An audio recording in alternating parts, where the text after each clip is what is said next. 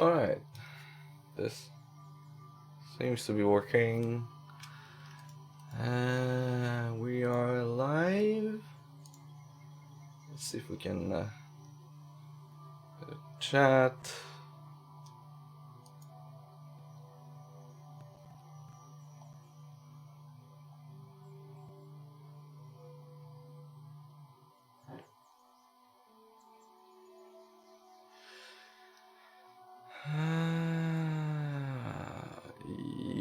Yes, no, toaster.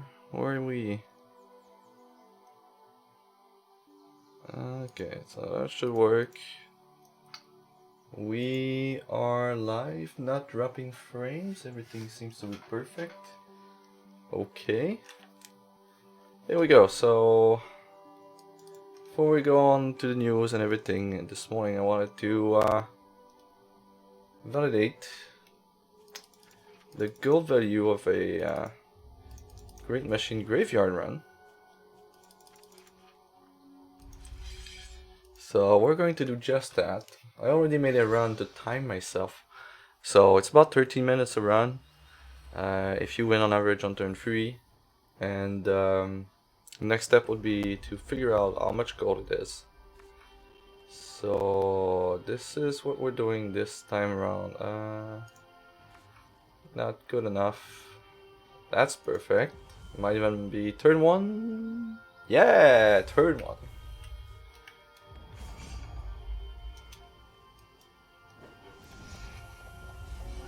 Alright, so turn 1 Cloud Walk is always very, very good, as one might expect.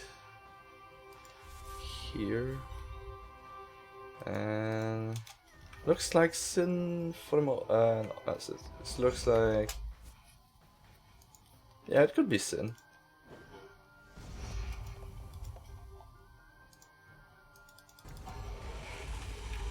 The average Sin proc should be better than a random 3-3 for the most part. Alright. Cloud Walk number 2. Does that speed the clock? I'm not sure. We're going to play it though. This is not a time run per se, so we can have some fun, not being optimal.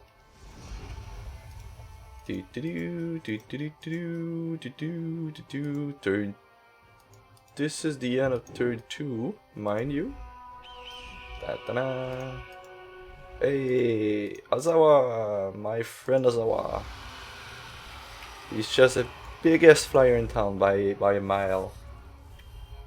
Alright, just adjust the sound here a bit, and okay, so this should be a win on turn 3, very convincingly.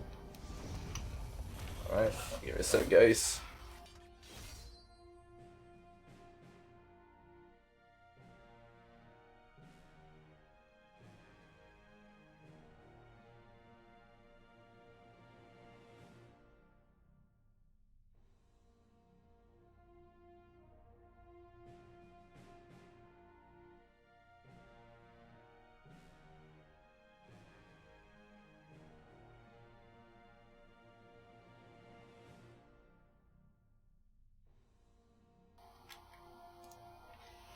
Alright, we're back. So, value in gold. This is the goal of this run. So, 250 plus 7.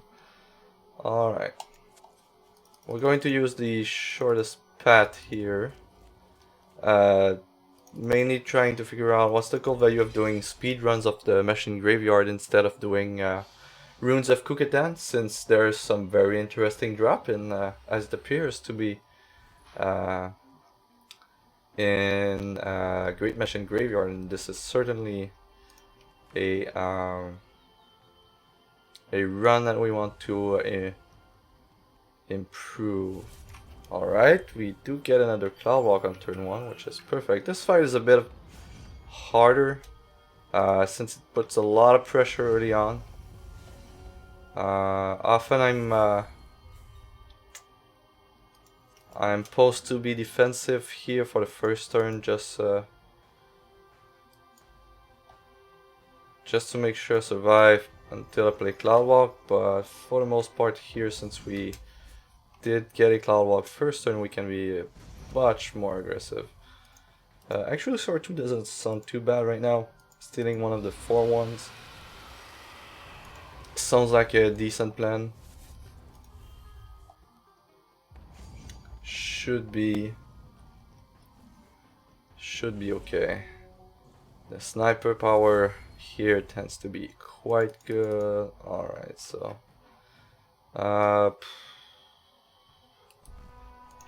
let's see if we can find something nice.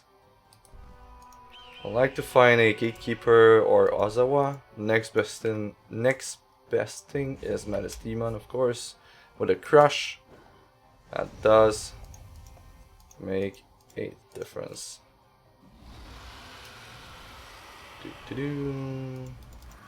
Alright, this should be very convincing turn 3. Oh, I forgot to use the Firebomb, but that's okay. Just need to attack here. Don't really need anything else.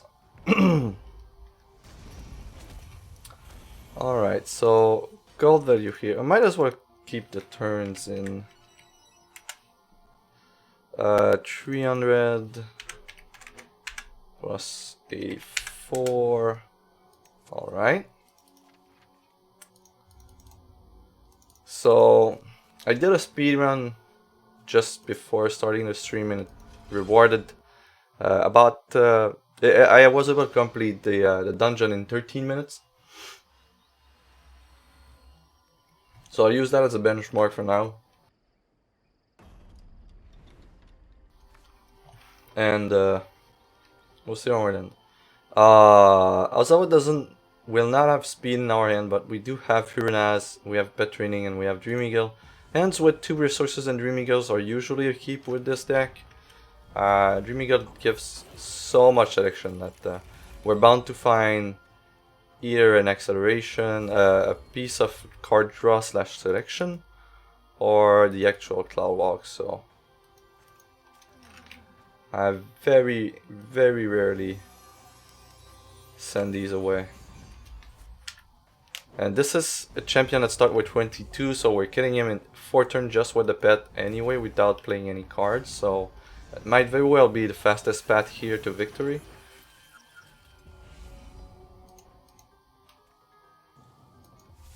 I think we're not going to dig pretty much. We're just going... No! No! No! No! This is not what I wanted to do. Oh my god. This is not what I wanted to do. Okay. Might as well play him. That's bad, popping an Acorn just by mistake. That's just super bad. The Acorn of Shame. So here we're winning on turn 3 pretty convincingly with just a pet. So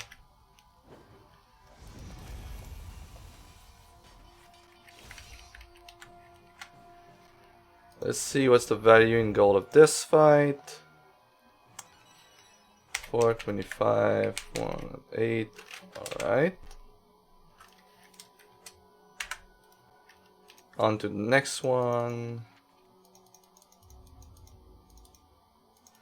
This one is the hardest fight with this build. No, this one. Yeah, that one.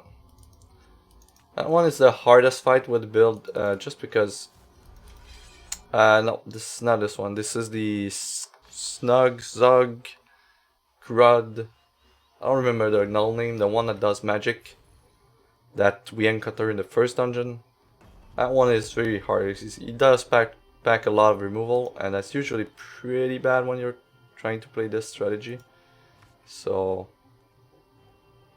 alright. 3 Arcane Focus maybe? No, 1 Cusp Beacon. That's decent. That is certainly decent. Alright, we got a Dream Eagle. Now we're talking. So, using this, arcane focus into also water flies. Now that's something nice.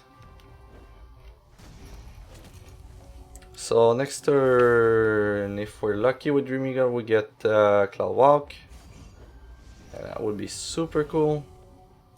Ozawa giving us health at the start of the turn with the weapon equip. So activating this, Dream Eagle, find Cloud Walk please. Ask and you shall receive. And here is Cloud Walk.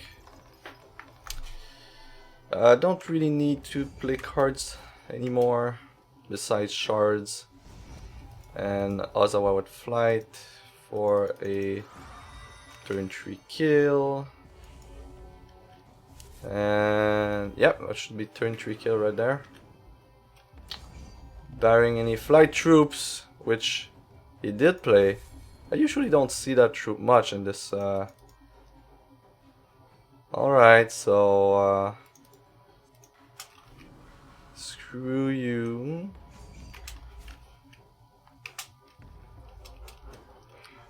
Appears that we're just going to play Z2 next for a turn 4 win. That's a problem with Ozawa, just get chump blocked. Granted, they don't always have flight troops, but when I don't, it's just a very, very, very big hit. Now it just happened that they had one. Just lower the clock for 1 turn. But that's okay.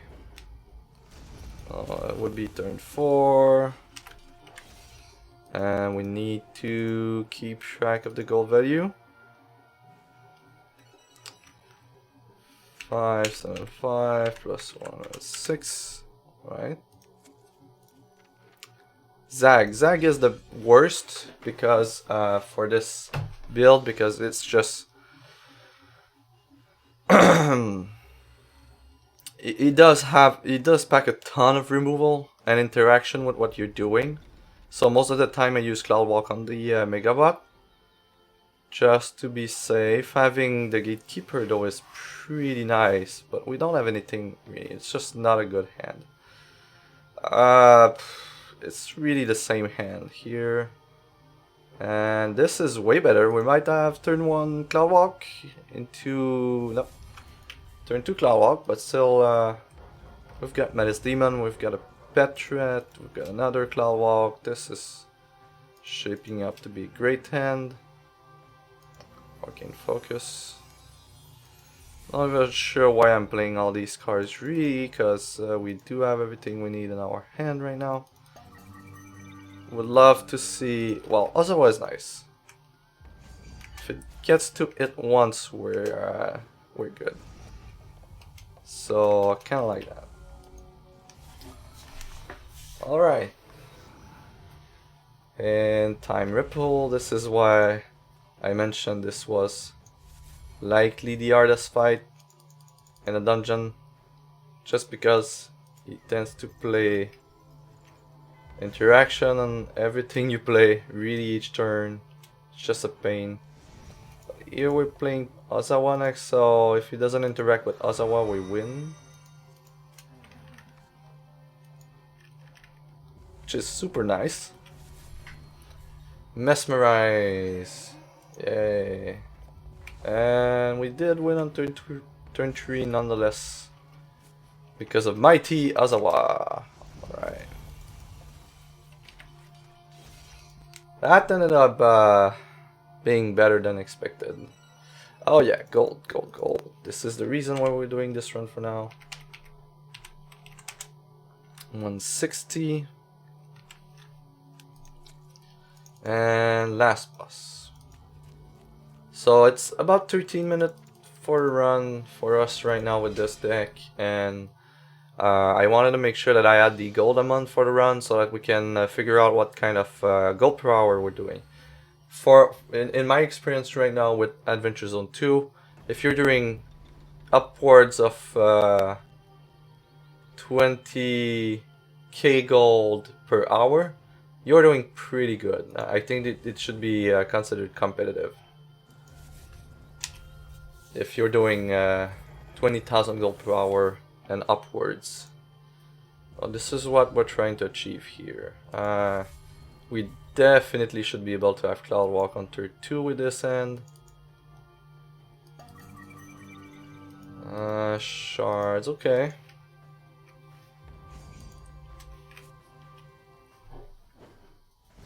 Attack for 4 on turn 1.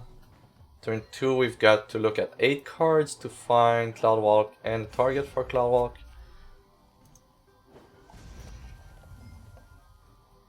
Yay! They all die! Woohoo! Alright, Urnaz is great. That's a target for Cloud Walk. It just means that we only need to find Cloud Walk.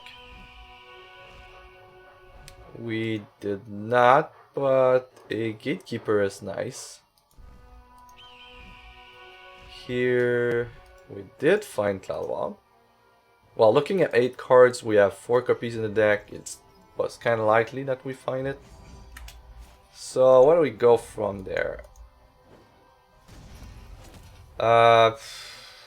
Gatekeeper prevents him from playing cards next turn, and if he dies, he comes back and do it again. So that would be ideal. Alright, so here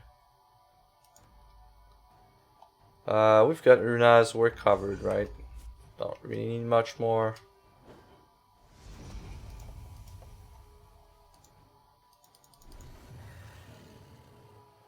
Yes, and just to empower him a bit more, we're going to daze him, just so that he plays less cards this turn.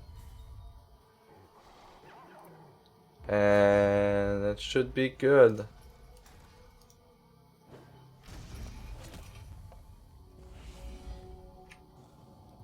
Woo, alright. So what's the gold value? Last fight.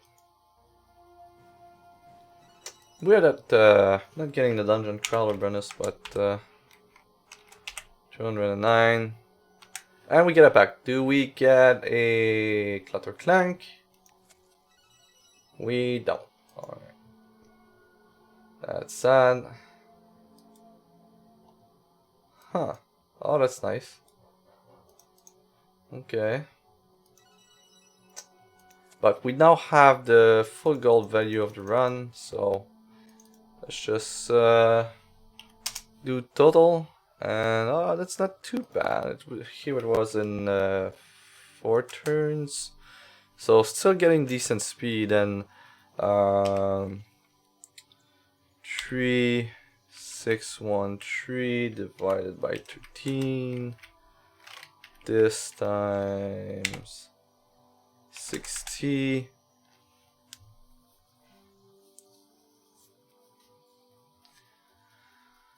What, 1600 gold per hour? Huh. I'm beginning to doubt that the other dungeon is really better than that. Let's just get back here and do a quick run of Kuketan, tracking the gold value of Kuketan, because I know that I can do Kuketan in roughly the same amount of time.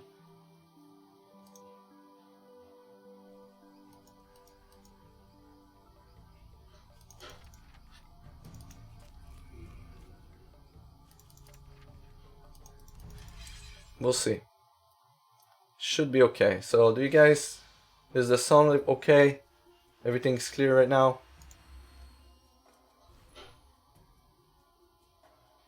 Yeah, we do have, it's still very early in the morning and we do have some viewers now, so that's great. This is not a keep. This is a keep. Wow, 2 resources, a Cloud Walk.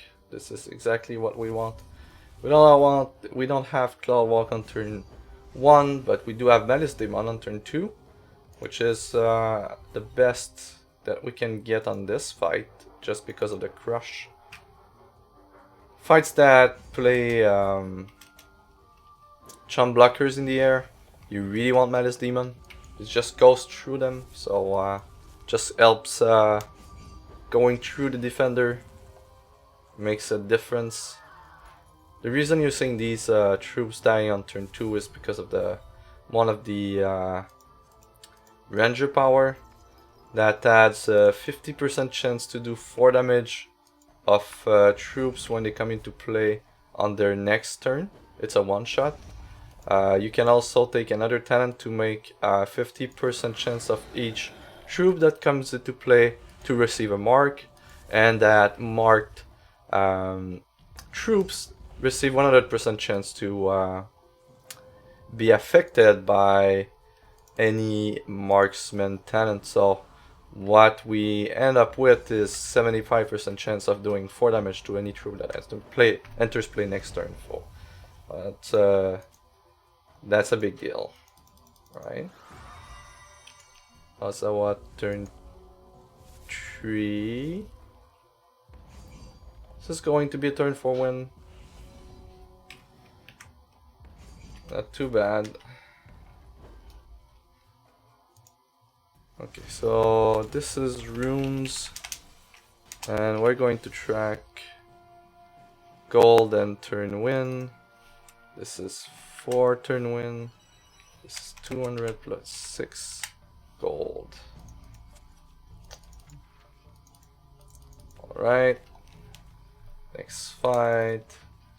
So the way we're configured right now, we're doing 28 damage in 4 turns just with our pet. So if the pet doesn't die, it does 28 damage on the 4th attack. And well, it doesn't deal 28 on that attack, but you know, in total it would have dealt 28 damage with the 4th attack. So this is pretty much ideal. If we get, wow, we get a turn 2 kill here.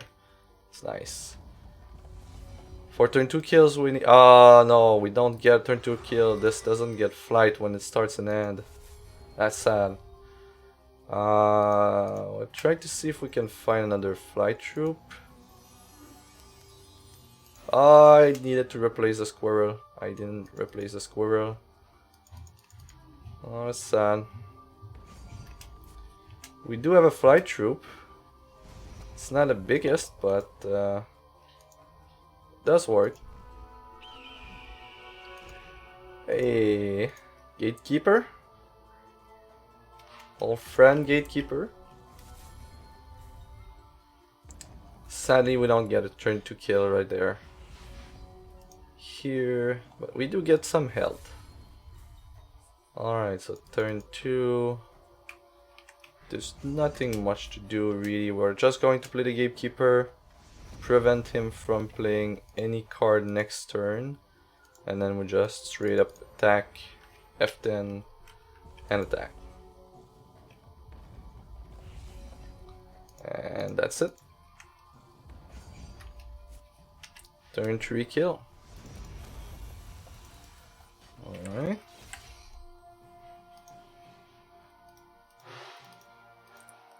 What are the goal values? So 325 plus 80. Okay, so this was fight 2 of 6. Going to the next one.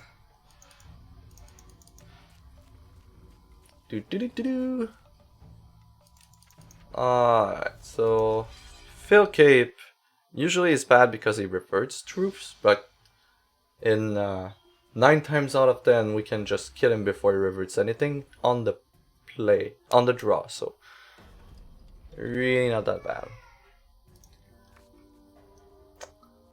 Alright, so we've got Cloudwalk and Zidu. Do we get turn 1 Cloudwalk? No, that's sad. It does start with 24, so that should be a quick kill nonetheless. Just make sure that any troops he plays, if this turn gets 75% chance of getting killed.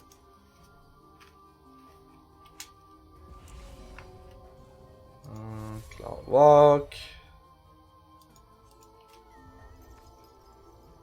The Dream Eagle, do we... Yeah, we're not aligned for 3 kill right now with these troops. Oh, this is nice. Now we're in line for turn 3 kill. Why doesn't it have flight? Is that bugged again? Huh. Okay.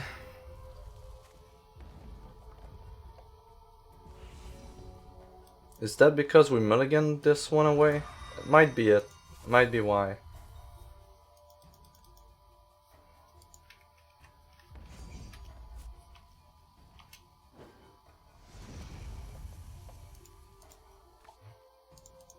Here we're just going to Gatekeeper and Firebomb.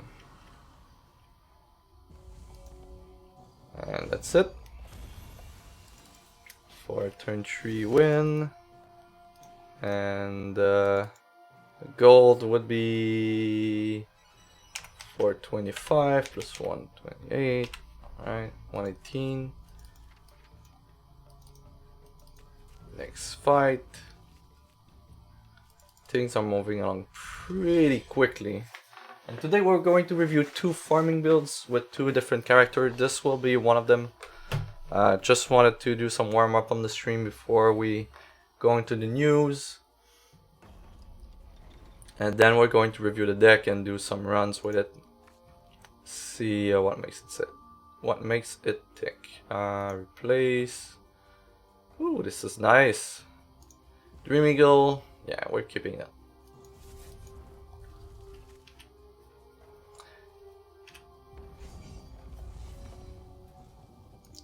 Alright, so here. This.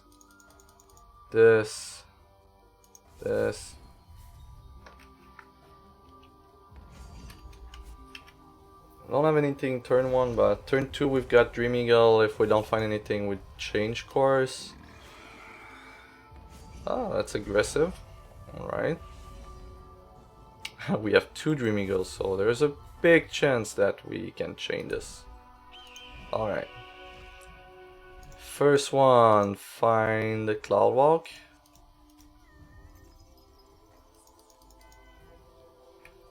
So this would be Gatekeeper. Yeah, that works. No one can play cards until our next turn.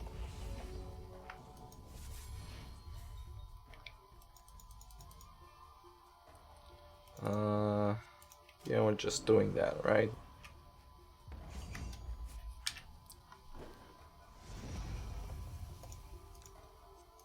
That should be enough for the kill. And here it is, turn 3 again.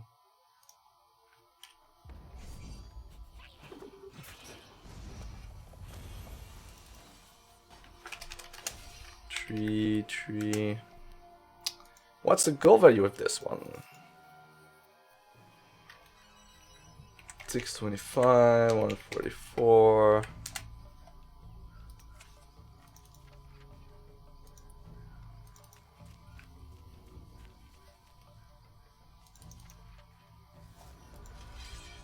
And next one will be...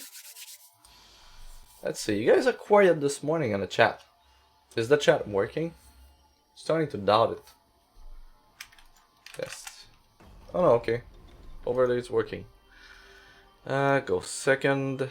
We've got a peak and a Cloud Walk. We might be looking at a Cloud Walk turn 1, so we're definitely keeping that end. And yes, we do get a Cloud Walk turn 1.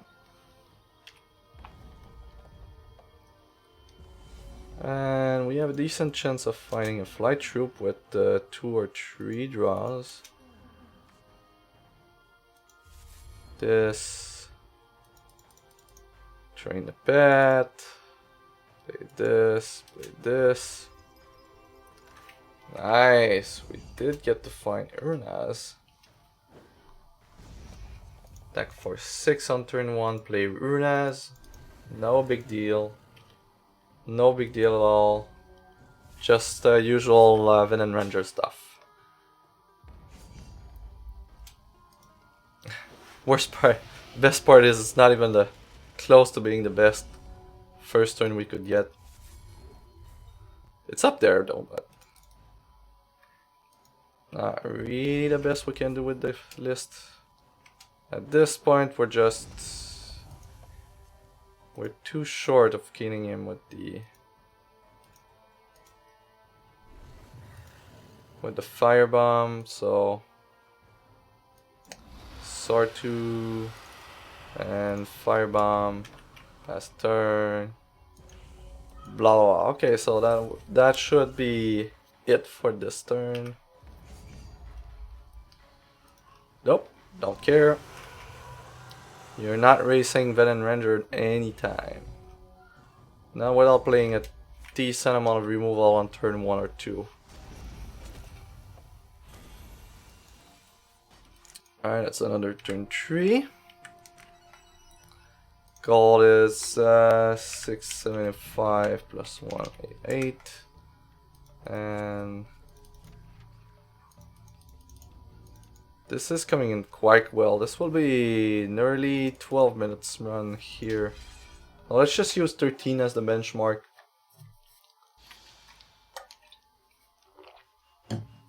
Not being, you know, best possible efficiency with the turns that I'm doing right now. A lot of extra clicks. And I'm using the, you know, I'm not using anything to accelerate the game, like removing the backgrounds and stuff, so maybe I could shave a few seconds there, maybe a minute. This fight is a bit of a pain, in the sense that if you don't have Cloud Walk early, you're bound to just want to kill that before you do damage. However, with the pet growing every turn by 2 and maybe more, this is usually not a problem, although this time around we do get to play Cloud Walk on turn 1, meaning we're doing a decent amount of damage, and S02 on turn 2 is never a bad spot to be. Alright, that does work. Don't care. Can focus. Would like to see another flight troop, maybe. Gatekeeper would be cool. Here it is. Alright, that worked.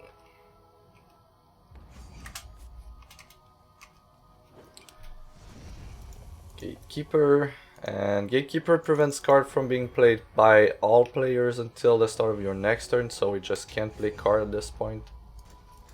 Very safe to block. And we just get the kill. The fact that we can guarantee to activate our champion power 4 turns in a row is just so good. So good. Alright, so this one is 700 plus 196. I'm not going to put the dungeon crawler bonus in there, but we'll see where we end. So it was about 13 minutes. How much gold is it? Does that make even sense?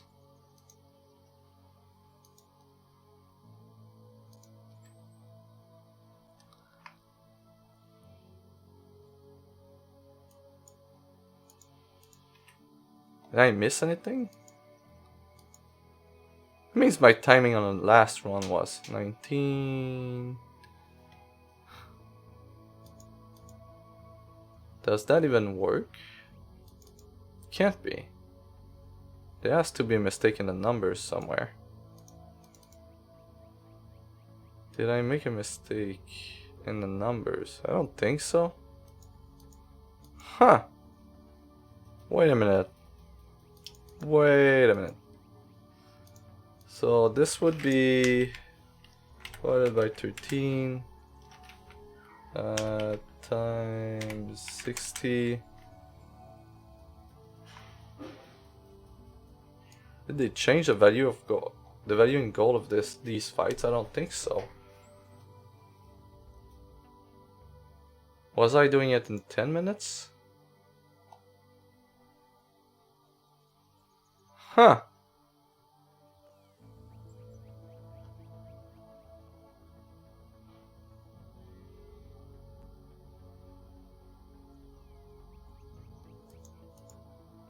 Can't be that we're doing 3000. Is there a multiplication anywhere in the... Huh. I would mean the Great Machine Graveyard does provide more gold per hour than Runes of Kukitan. This is times 60, this is divided by 13, alright. So we have this for runes, we have this for...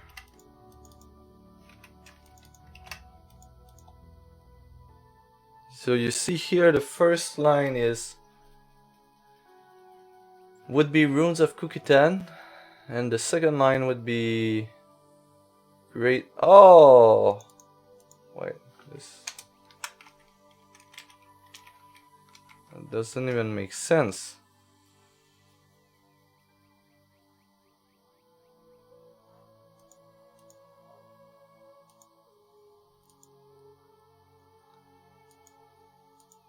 So that would mean that Great Machine Graveyard, the first fight does provide 50 more.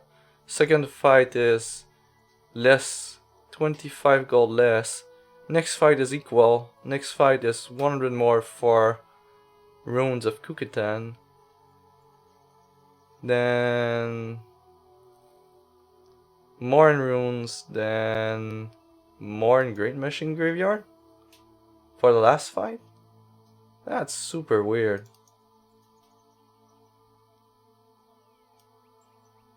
There has to be something wrong with the calculation there.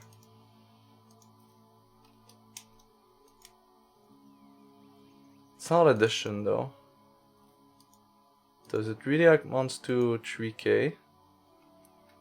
2, 5, 1, 2. Yeah, it does. 2, 5, 9-ish. 12.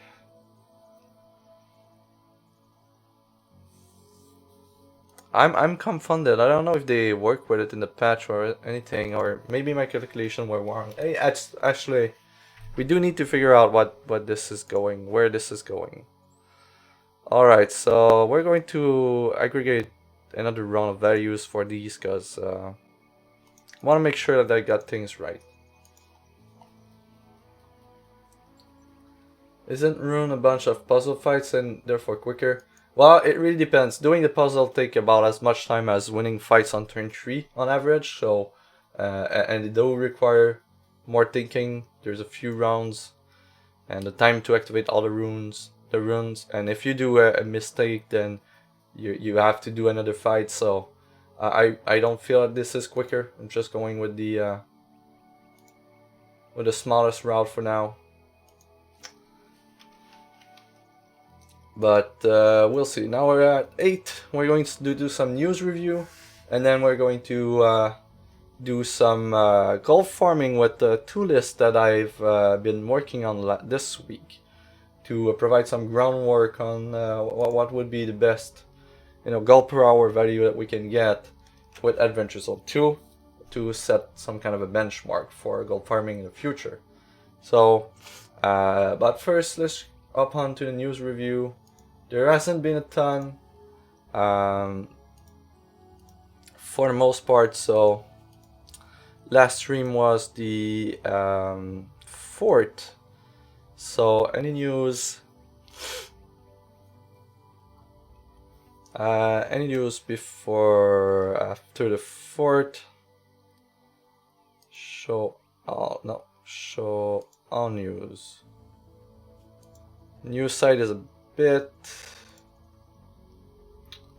Alright, so all news, more news. So would be anything after the 4th. So that's the 6th, that's the 5th, 2nd. Alright, so the 5th we had helping ends. So this is kind of a big deal. They announced just last minute that they would be changing the shuffler. The way they're doing it is that they're removing the eye variance unplayable end at the top and at the bottom of the scope of the possibilities. So ends that tended to have no resources and ends that tended to have way too many resources. So there's a variance. The way they do it is that they're cutting the top and the bottom of the variance. So this is really great for the game, and if you've been playing since the patch, you might have noticed that we're receiving a lot less unplayable hands. They're cutting more at the top than at the bottom, but and they provided in the forums the exact formula that they're using in their code. They published the actual game code for the how the shuffler handles the creating of a hand and making sure that we have an acceptable end. So if you're into maths, if you like coding, you can go in the forums, you'll find the actual code. This is great, and this was praised by a lot of players that do play other kind of TCGs. First, because a lot of online digital TCGs have been trying to affect the outcome of shuffling in the ends. Games like Eternal have mechanisms that ensure a certain amount of resources in the end after mulligans and things of the sort. X going to the same trend, trying to break free using these TCG roots that comes from physical, but when you're in a digital space only, you can do a lot of things that you can do in physical, and this is one thing amongst them. And making sure that we get more playable ends out of the game is really great. I think right now no one is really against that. This is a bold move, but we do like it. There were a lot, at first in the forums, there were a lot of concerns about the way they were doing things. People, thinking that it would significantly affect our deck building. Most people, though, figure out that it's just, if anything, we're going to be able to shave maybe one resources of some decks. There are very few that the possible way to abuse that if there was an outlier so extreme, like a deck that's only playing one cost cards, maybe that only need one resources, could go and lower the shard base to an amount that guarantees to have a shard every time you draw you draw a hand, so that you would be able to guarantee your resource and then abuse the system. But we don't have such a thing in the game right now, and if it existed, it would be very, very fragile, very easy to counter, and I'm not even sure that it wins quicker than, say, an Angus deck, for the most part. So, but if at some point it exists, it will be able to abuse the new shuffler rules, the new hand drawing rules in the system. So that's something to keep in mind. And I they're designing the cards. They know what's coming in the next sets. So they're not perfect, but they have a pretty good understanding of what's going on in the next few sets. And if anything, I would be very surprised to see them trying to accelerate Constructed. It's pretty fast right now. So we'll see. We'll see. But this is, overall, I feel that it is very good change. I've been playing a ton since AZ2 release last Tuesday, and I gotta say, the new shuffler ending us more playable ends, really, really great. It does favor to a certain degree combo decks and control decks for the most part, but nothing really extreme. If you need to play 4 drops, you still need to have 23, 24 shards most of the time. It's one thing to make sure to be sure that you have 1 or 2 shards in hand, but you do need to draw the other shards, right? You have things that to be played that are costing more than 2 most of the time, or more than 3 and 4. So you do need these shards, and if you don't have, if you're only playing the bare minimum to guarantee, say, a few shards in your hand, you're going to be starved most of the game, and that's bad deck building. So overall, slight adjustment to deck building, slight adjustment to play patterns, maybe. For the most part, there are extremes that could result in exploiting the system. Well, time will tell, right? The next few weeks we'll see if there are.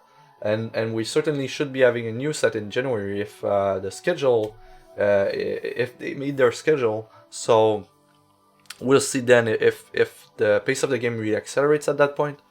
But for the most part, very, very positive change and very big change, very bold change.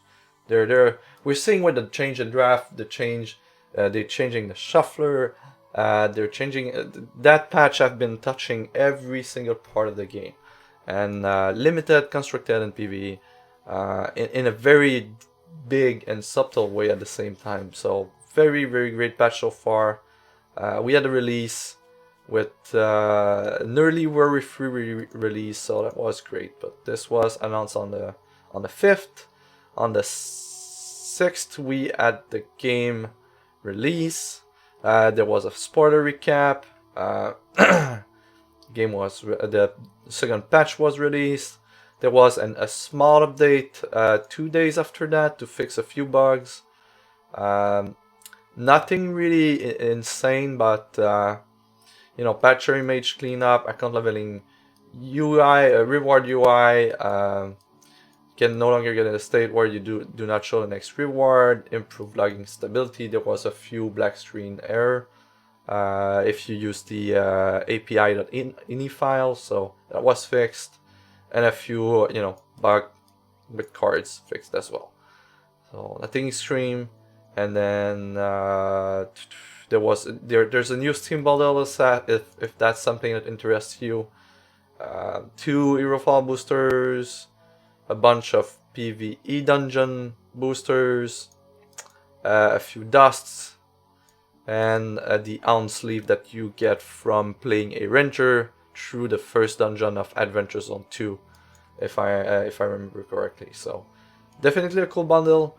If you're interested in the sleeve, you can just create a ranger though. So and it's only 2 boosters for $10. But that's not really great. But if you're not playing that much and you really, really love the human ranger pet, then that might just be worthwhile for you. The other article was Tip of the Spear. This was the Friday update, so recapping everything. Next weekend there's the Platinum Plunder. There is this weekend, of course, the tournaments organized by 5 Shards. There will be the next Cosmic Crown Showdown for Season 3. Will be January 7th to January 8th. Looking at a calendar real quick, means that this is the first weekend of January. If we have a set release in January, it would likely be somewhere along the lines of the 17th and the 24th.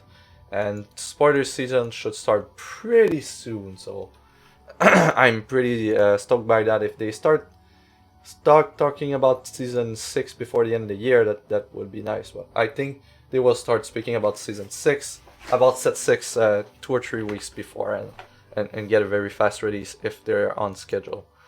Next one, they released a very sweet new trailer. If you didn't see it, this is really great. You can there's even a direct link to download the video here. Is that a video or the game? Oh no, that's the game. All right. But yeah, pretty cool. It's worthwhile to see. They're doing a fantastic job with the videos. They're proving, and this is great because we want the game to have more publicity, more visibility, and having these nice videos to show what the game is really helps. So overall, that's a wrap up of the news for this week. Really not that much, but we've had AZ2 release, so there's tons of stuff to be reviewed. This week, though, so what I wanted to do this week, I don't have a full, I can't do a full stream today. I will be ending the stream around 10:30, 11. It's the birthday of my daughter today, so I have to end early. But what I wanted to do with the small time that I have this morning was just, I know everyone is trying to, do Adventure Zone 2, discover the quest, discover everything, and and there's a lot of mercenaries to be upgraded. They do cost a pretty penny. It's 25,000 gold to upgrade one mercenary, and right now you really want, you know, a good way to farm some gold if you don't have a lot in your inventory. So what I try to concentrate my efforts this week is to try to cover the Vennen Ranger and the Elf Warrior and see you know, what kind of gold per hour they can get. And I ended up pretty close. I think that the Elf Warrior and the Vennen Ranger are very close in terms of speed and power for farming. However, the Vennen Ranger is a lot more consistent. So we're going to review two builds this morning. The first one would be the Elf Warrior build. You know, it was the best class to farm with Adventure Zone 1. It was on par with Frustrating Arena farming. And, you know, coming into Adventure Zone 2 with the new tenants and everything, it's still the case. It's still the case.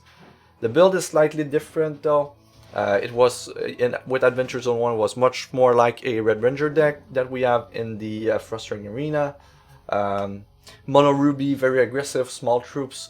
Doesn't necessarily work like that in Adventure Zone 2. There's a lot of encounters where the opponent starts with troops on the board that can easily block your small guys that were enabling, you know, ramping, enabling crowd wars and things of the sort. So that's out of the window. You need to play a bit bigger with Adventure Zone 2 for the Machine Graveyard and Runes of Kukatan. There's not a lot of removal, but you still want to go a bit bigger. And with, of course, with the new tenants, you have access to a lot of new tools to work with. So first part for the warrior, let's review the talent build that I'm using, and then I'll show you the equipments.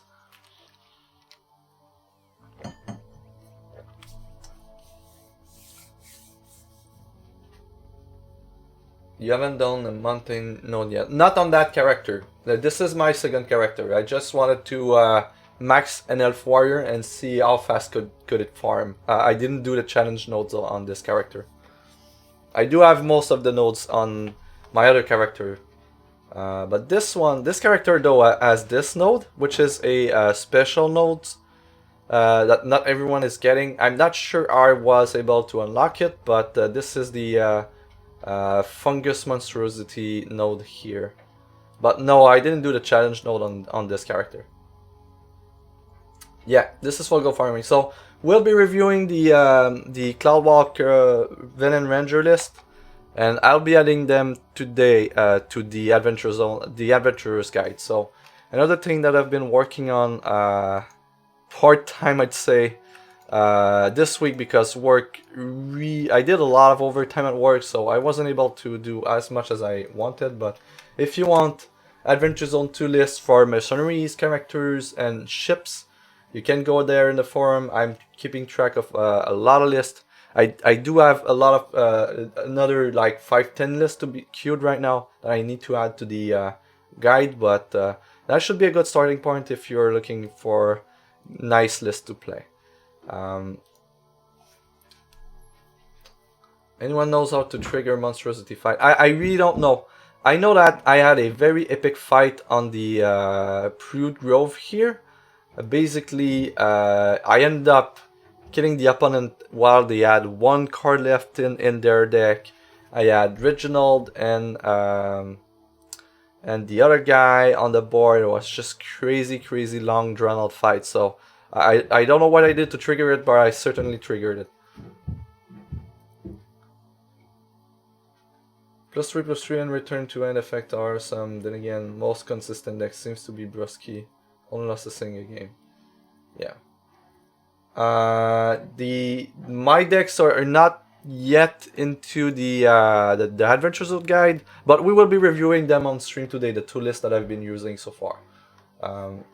So we'll start with this one. We'll review the talent tree real quick. So my goal really with this list was to abuse the trained combat talent that provides that says 25% of your troops at the start of the game become trained. Where we're going with that is that we're going to get trained troop have speed. We're going to give steadfast and swift strike to trained troops. We're going to have all of the troops in our deck gain speed, swift strike, and steadfast, +1/+1. This is crazy. 50% is crazy, crazy, crazy high. We have a way to tutor or just, you know, draw one of the train troop, which is very, very good. We're going to get the blacksmithing. The reason is that there's a few key cards that are really good in the deck that, you know, when you can see that you're going to draw them next, it does make a difference in terms of, you know, deciding if you keep a hand or not, or it does make a difference to be able to win maybe one turn early. We're getting the Old War one to get a free talent point here, so that we can go and grab the war preparation. +1 starting maximum inside is very, very, very important for the warrior. 6 card is really low, and if you want to be aggressive and play somewhat of a combo game, you do want that extra card really badly. The next one is target troop you control battle target opposing troop. It does come up some amount of the time. It's a free, you know, removal that you get for 2 resources. That's always there if you need it. That's pretty cool. That's in a few situations, so I really like it. The gems are just insane for the warrior. Essentially, the minor gem says +1/+1 swift strike, steadfast, and speed to a troop, which is insane.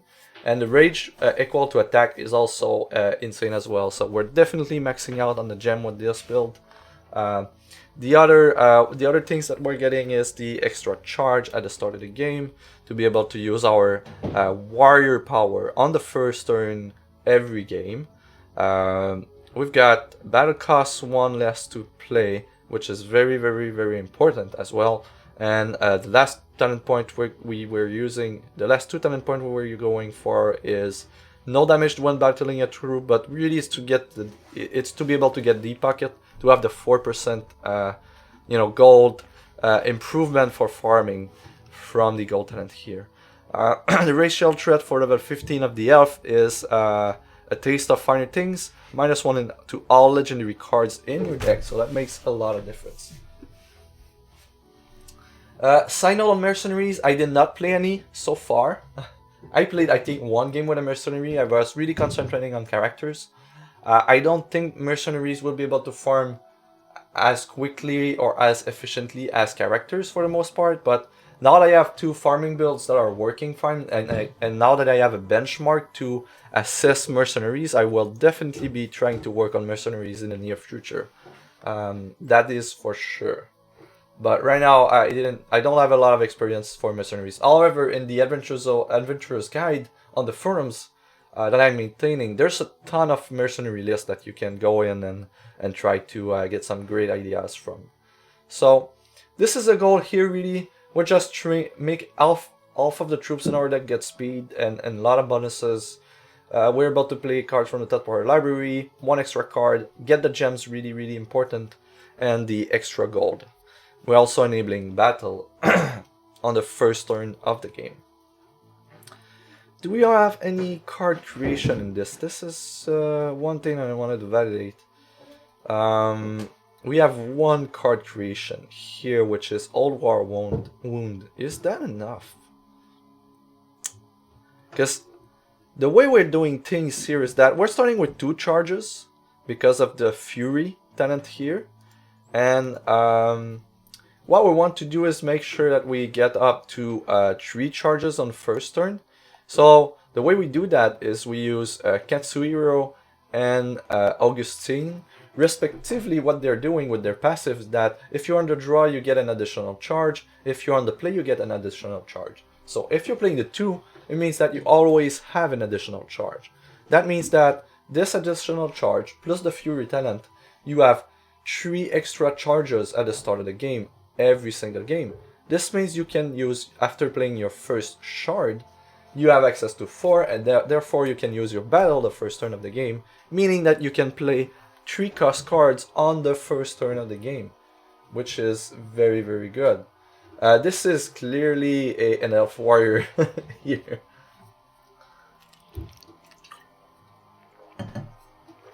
This is an elf warrior. The reason I'm playing an elf warrior, it is for the racial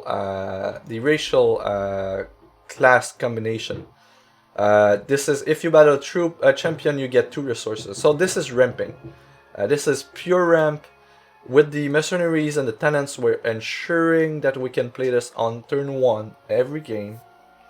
And this is where things become very interesting. So if you can get 2 extra resources every game on demand, that enables turn 1 Runeterra Hierophant if you play a white shard first.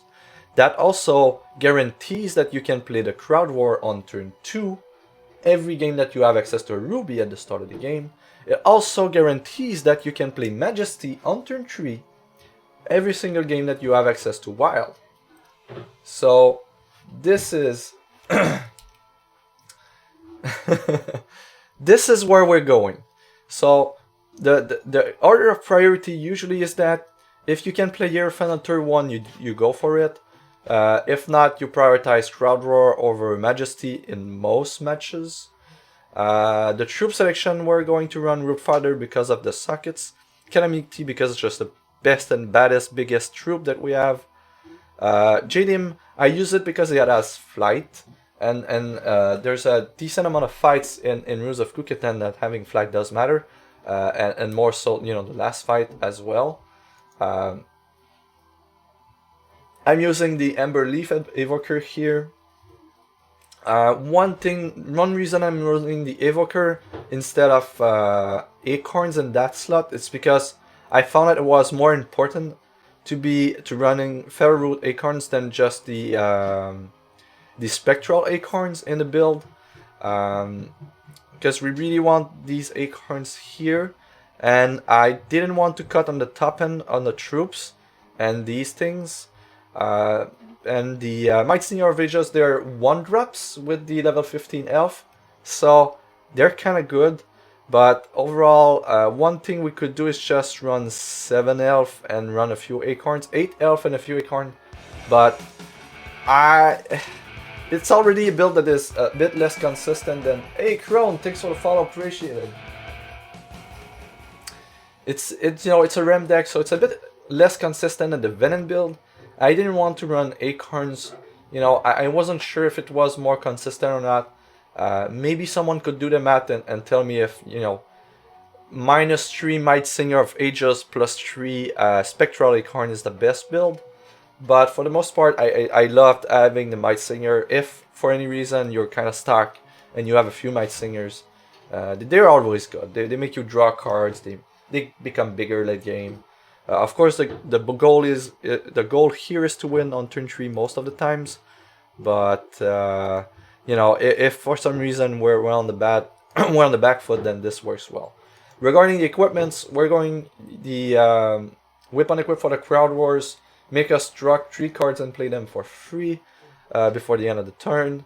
Next equipments, we have the ever so powerful Gardener's Hat for Chlorophylla that makes it a 1 cost.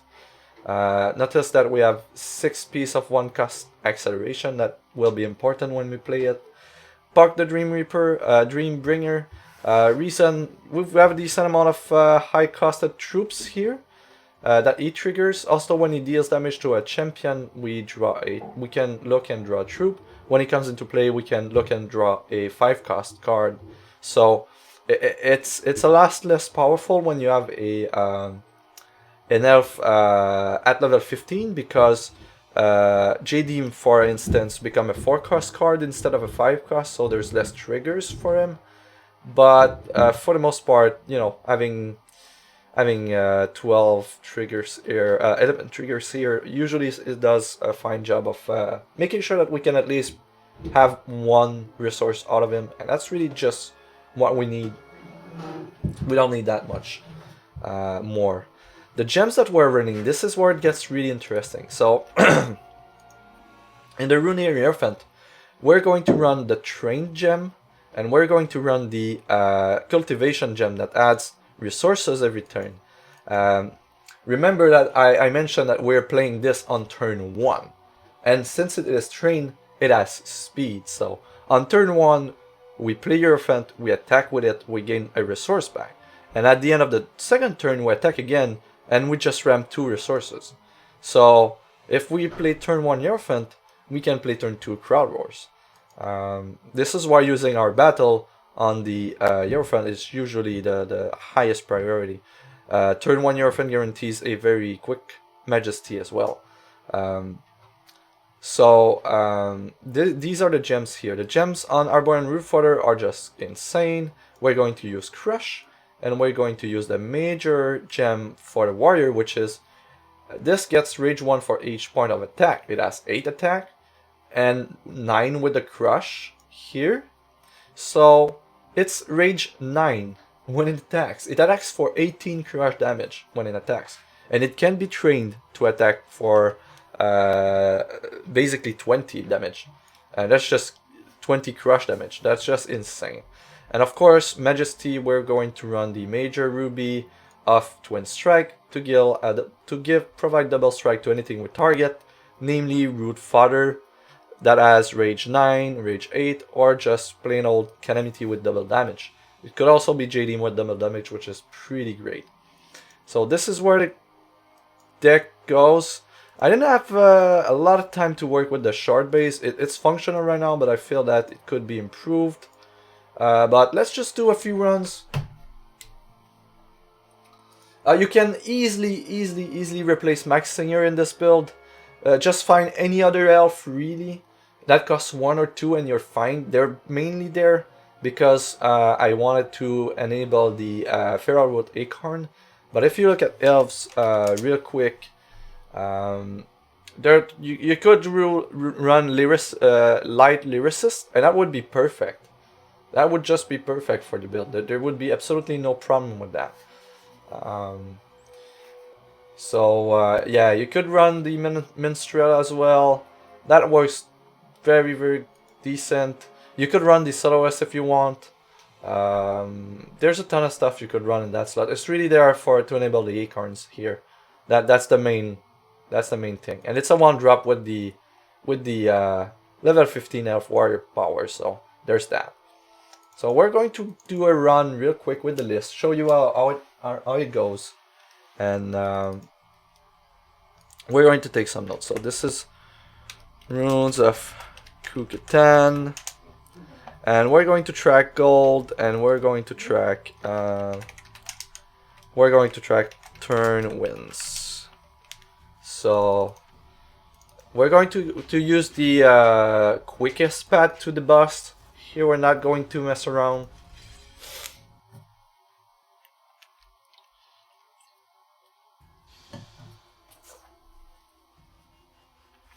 And here we go.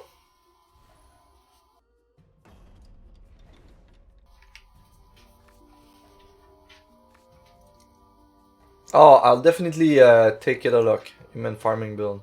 So here we're keeping this. We have a turn 2 Crowd War, which is usually pretty fine.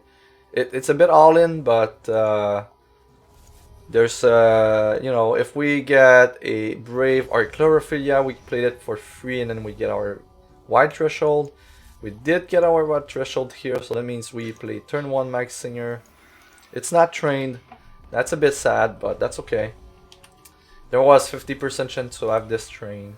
It's still pretty good troop to have on turn 1. I mean, we're getting friggin' Might Singer of Ages on turn 1.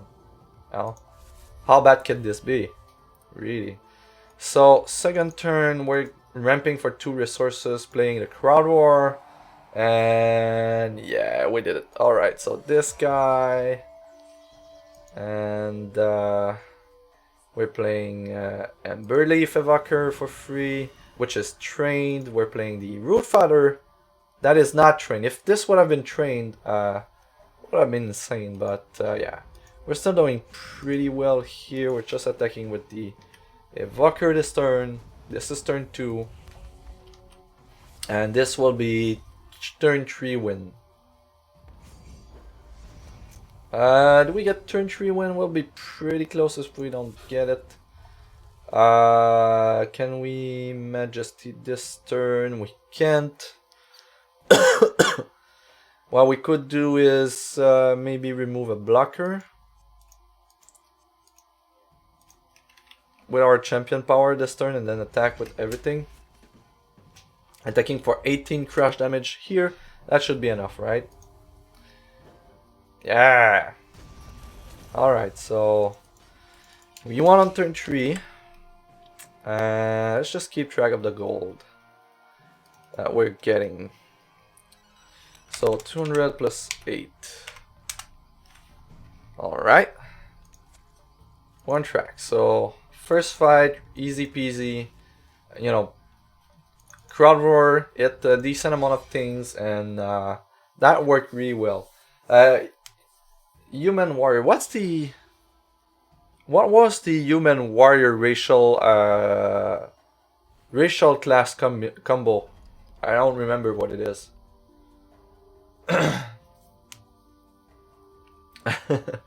So with the warrior, we're always trying to go first as much as possible. Here we have turn 3, Titania's Majesty. That's a bit slow for the deck, but I guess this is okay, right?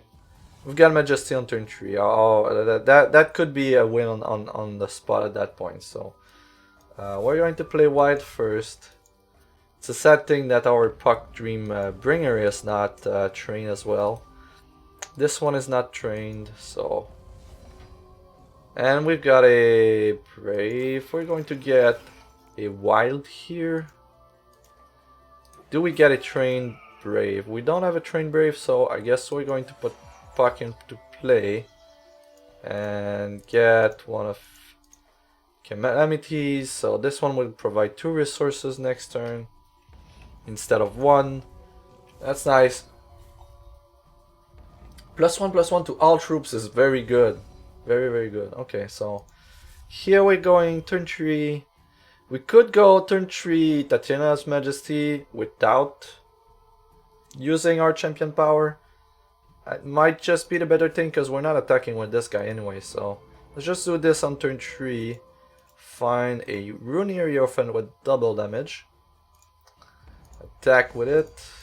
You're getting a resource, and if it doesn't block, then we hit him for 6. Could have played better than that. Okay, so we're playing a Brave, and next turn we can play Roof Fodder. That works. We're retraining tenant. It can't actually hit troops in it. Yeah, it cannot hit training. Yeah, you're right. I keep mistaking. I keep making the mistake. It doesn't hit troops in hand. Alright, so here we're going to get a Ruby. This will be turn...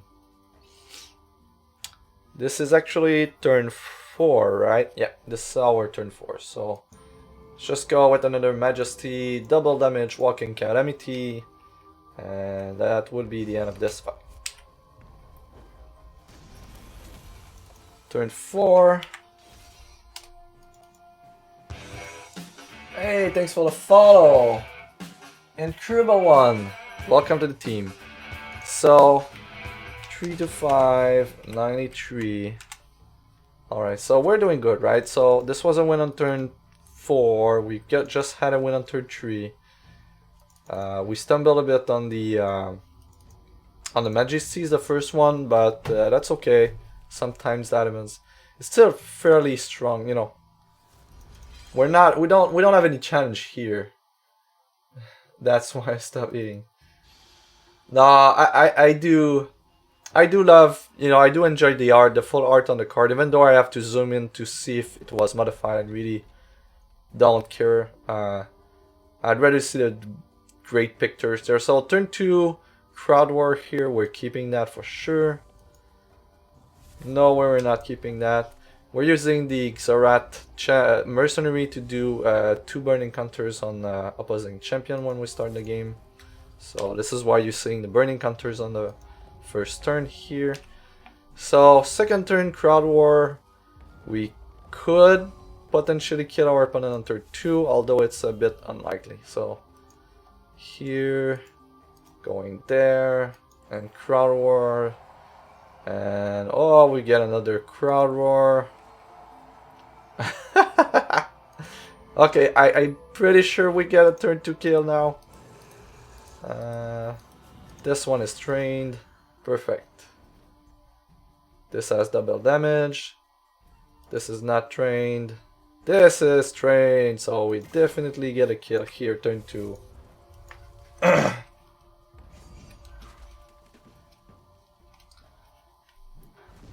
Yep, turn 2 kill. So the way you can see the difference between the Elf Warrior and the Vennen Ranger farming build is that Warrior has higher variance, but it does provide a bit more turn 2 kills than the Vennen Ranger build. But it does have a lot more of these turn 4 kills. Early turn 4, turn 5 kills. And it's a bit harder to kill the last boss in 3 turn most of the time. So, but it's fairly consistent. It's just less consistent than the Vennen build, which is crazy high on the consistency rate. So, oh, this is very interesting. We're keeping that for sure. We have Runeers, we have Crowd Wars. So, turn 1 Runeer Hierophant is just insane. Very, very, very insane. So,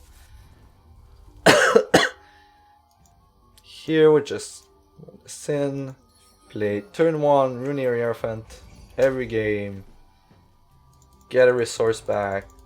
So next turn we play our Ruby Shard, attack with the Hierophant, and post-combat the Crowd War.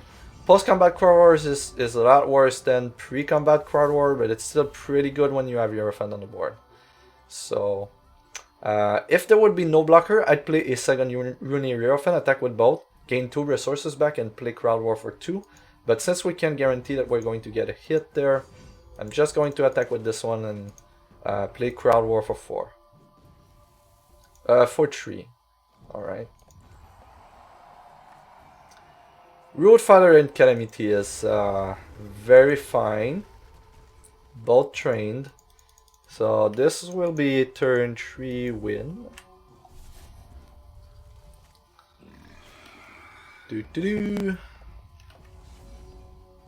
Let's not beat around the bush. And attack. Alright. For nearly 40 damage. Okay, so turn 3 kill. I think I forgot to take the gold value of a fight there. Yeah, I did forget to take the value of the third fight. Alright. We're going to have to do another one to make sure we get the gold value right. But that's okay, we have time. It's very quick to do fights with this. But yeah, this build is go really well. If you like ramp decks, this is one to go. Although it's very pricey to build. As I mentioned earlier, you can go without the Might Singer, that is for sure. However, it's really hard to go. But you can't really go without the Crowd Wars, and you need to play, you know, Hierophants are a key part of the build. Root Fighters are not too cheap as well. We get the Hold Wall Wound, but that's really inconsequential in the grand scheme of things here. So we're going to, since we got 1 piece of acceleration, we're going to turn 2 Tatiana's Majesty, hopefully finding something nice.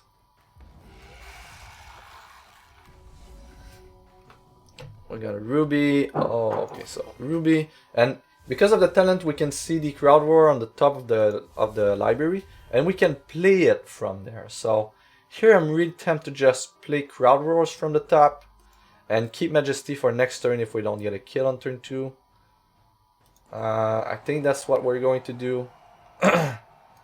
JDM and Evoker is okay. Oh, JDM has is trained, so that's pretty good. And we should be able to get a kill on turn 3 with that. Alright.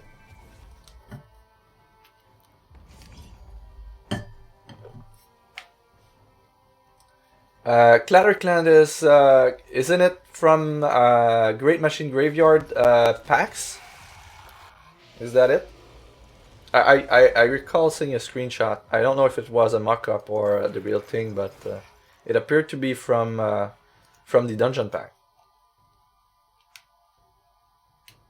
Farm dungeon packs. Alright, let's just go. Okay, so it is perfect. Let's just go with double damage Calamity just to make sure he's fairly dead.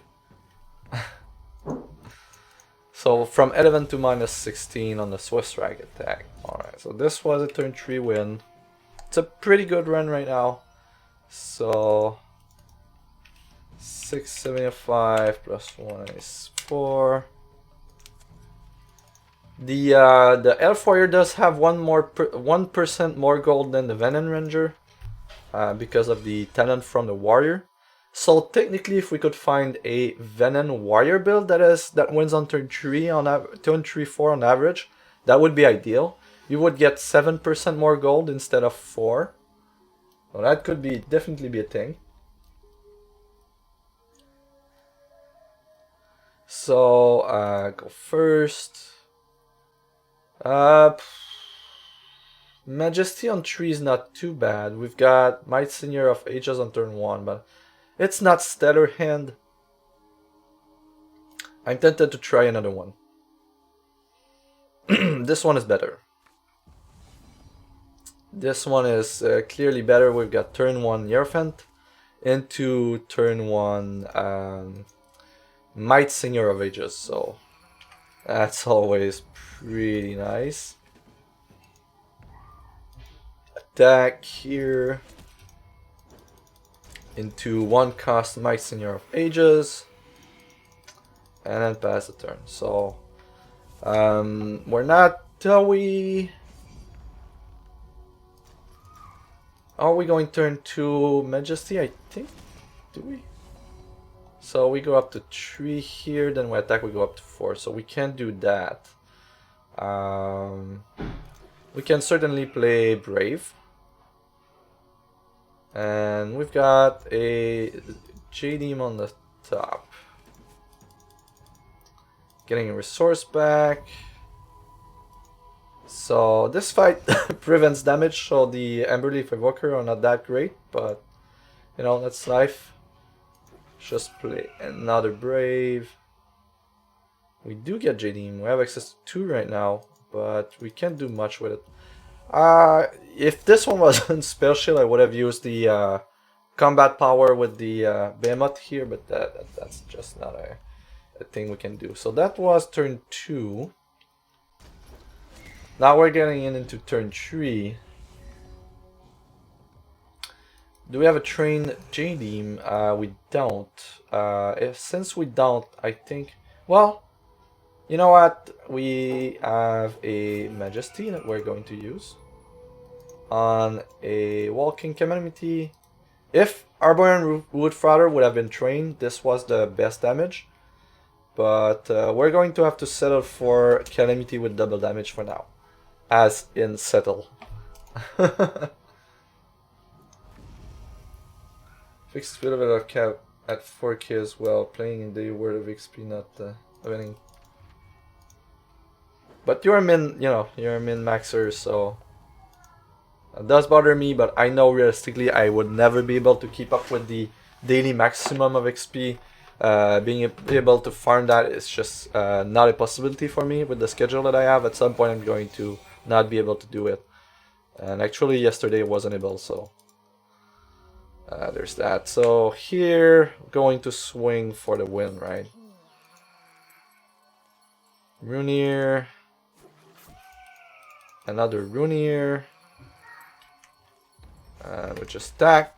And this should be a win on turn 4. Turn 4 is not too bad. So we missed the goal value of 1 fight though, and that's really troublesome. This one is 700 plus 203. So we have to do another run just to get the goal value, but that's okay. I like this.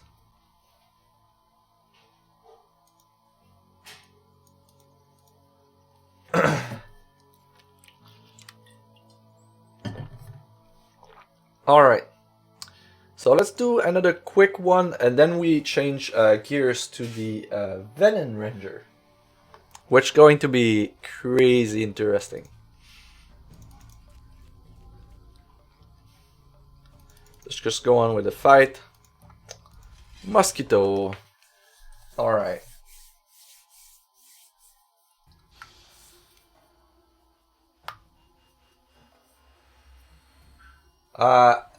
I've upgraded no mercenaries at all. I'm using them for their passive, not their not to replace the champions. I just think that they're overall they're worse than playing a full level champion, and also maybe there's one mercenary out there that could be on par with a full level champion, but time will tell. I do like this end. We're going to start with a Chlorophylla into a Runir Hierophant. That's nice. Always go with the Runir Hierophant first. It's just so good. Alright. The sad part of the math on Runir Hierophant is that it doesn't lead to a turn 1 Invoker.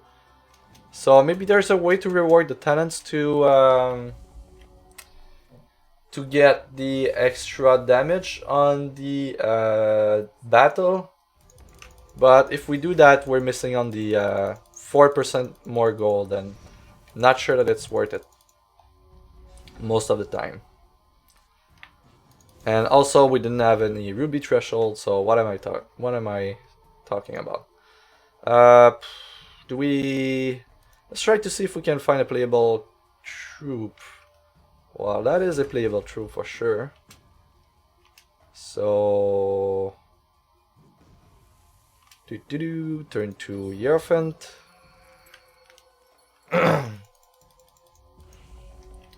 Not too shabby. I'm using Royal Ever as removal to push 3 cursors. True. Alright, so Calamity here, we're going to use the next Ruby Shard. I think in this situation we fight, remove a blocker, and just attack, get a bunch of resources, and next turn we will be able to use Calamity. So this was turn 3, and we're going to go into turn 4. So we're going to turn winds. We're going to add another one here just to keep track. I found that instead of running a timer, I just track the turn winds, and it's usually more than enough, accurate enough for me to judge if a deck is quick or not for farming gold. Because running timers, you know, reality is that you always have interference, and you know, even though you can rely on time, there's variance to time. But if you get a good sturdy build that wins on average on turn 3 or 4, that's just what you want. This is just where you want to be for gold farming, really. Some will require less clicks than others, and that's certainly a factor if you want to straight up do that for like hours. But for the average player that just would like to farm gold, say 1 hour to get enough, or 2 hours just to, you know, to get enough to unlock a mercenary, that kind of thing, just looking at turn was usually more than enough. So here we're going to replace that in. That's not very great. This works fine though. This works super fine.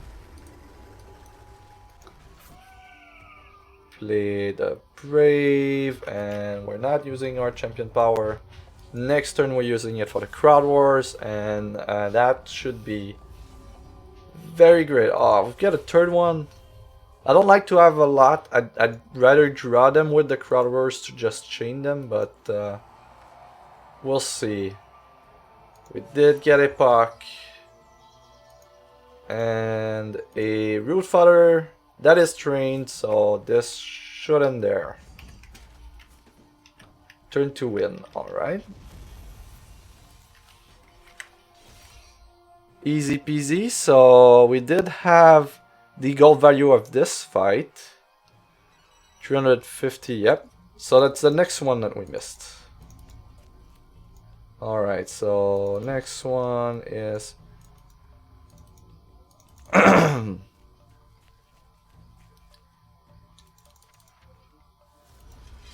alright, here we go.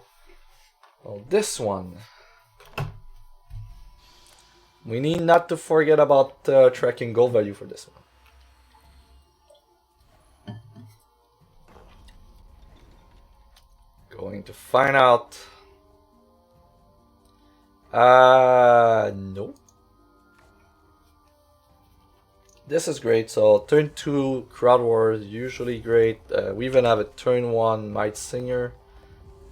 The Might Singer could be Voice of the Ashwood as well.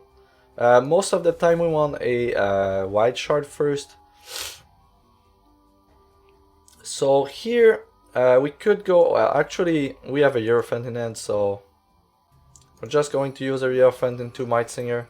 That means that turn 2 we play Crowd War post-combat instead of pre-combat. But it's just, you know, ensuring a turn 3 win instead of trying to go for the turn 2 win and ending up most likely on the turn 4 win plan kind of thing. Still pretty good though. Alright, another Runier, playing Ruby. And then we, since there's no blocker, we play the other Runier even. We attack. Crowd War will cost 1.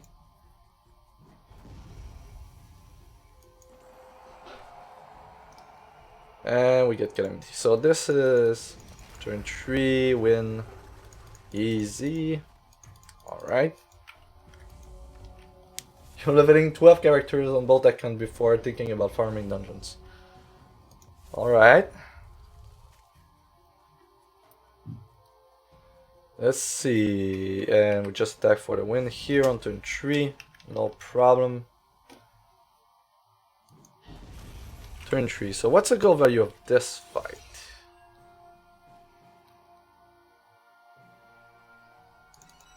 So we've got 425 plus 122.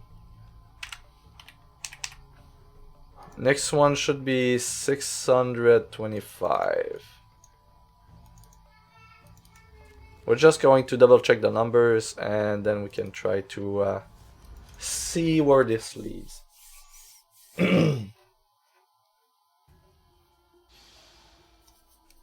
Alright, things are progressing very well. Doing great so far. Well, I'd be interested to know what you guys think about AZ2 and the patch overall. What you prefer, anything that you really don't like. The one thing I don't like with the patch right now is the way the interface deals with mercenaries. It's extremely clunky, and if you're not in a trying to build a campaign character, you don't have access to see what the mercenary does instead of, you know, unless you're going through your inventory, which is very, there's no way of sorting really. So it's just, it could be a lot better than that. Let's just say it could be a lot better than that. But for the most part, I really like the patch. Freezes and loading screens. I didn't add a ton of these. I don't think I had any freeze as a matter of fact. So we don't have Ruby here. Well, okay. Sure.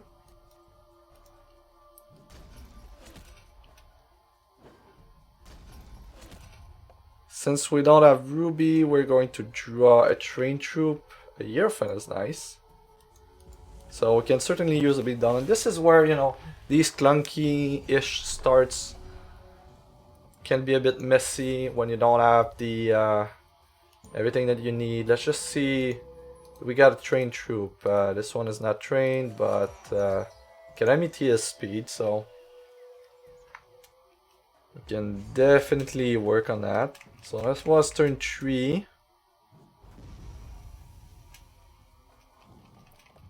And we're going to win this turn 4.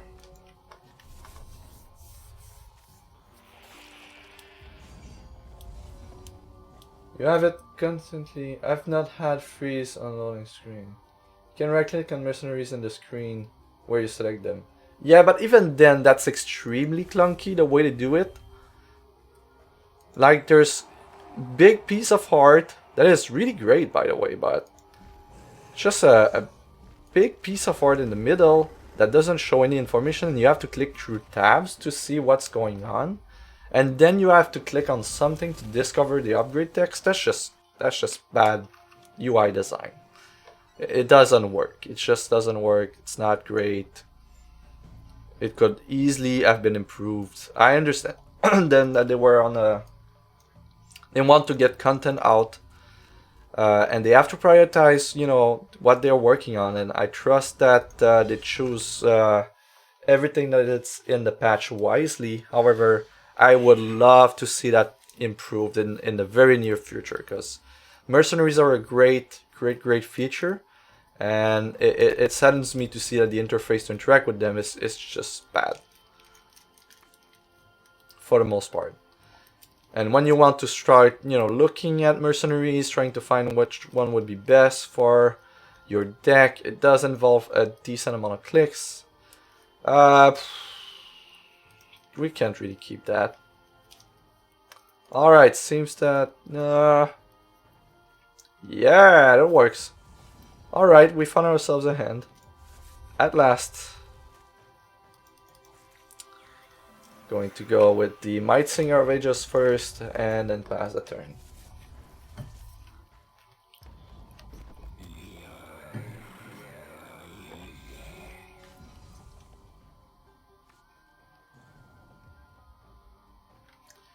So... I agree, real time, and the one thing that I'd say is that the interface to select champion is not that great either. So there's that. But you know, I'm nitpicking here. I really love the mercenaries. I love the design. They've done something very great with them, and I really enjoy it so far. And I can't wait to see how they improve upon these things and make the game even better in the next few patches. So I just can't wait for that. Ooh, we do get to play Crowd War on turn 3 again. Oh, this is turn 2? We're still in turn 2 right now. Okay, so Puck. Should have used Majesty before Puck, but that's okay. Alright, this is one hell of a turn 2 ending.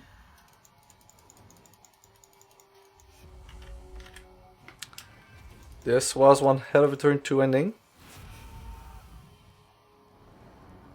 This one was 4, this one was 3. Alright, so we're good. We're definitely good.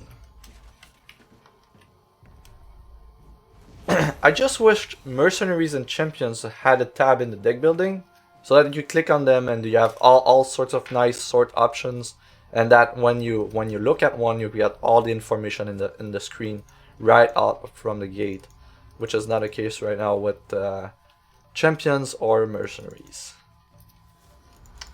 Alright, so last boss. We got turn 4 last time, and you're seeing right now the turn wins are pretty consistent, but you're seeing variance, right? We've got 4, we've got 2. Oh, this was a 5-ish, but it's fairly consistent, and it provides 1% more gold than the Vennen build. It's just overall sometimes you durdle around, and when you durdle around, you win on turn 5-ish, and that's sometimes a pain. Do we keep that? Yeah, we keep that. We've got all the thresholds that we need. We've got a turn 1 Hierophant into a Brave. So, and next turn we can draw a Trained Troop if we need to. So, that works fine. Alright. The Warrior Talent is 2% and an additional 2% when you're in a dungeon. So it totals 4. Unless I misread it. Might have misread it. Alright, we're playing puck from the top of the library.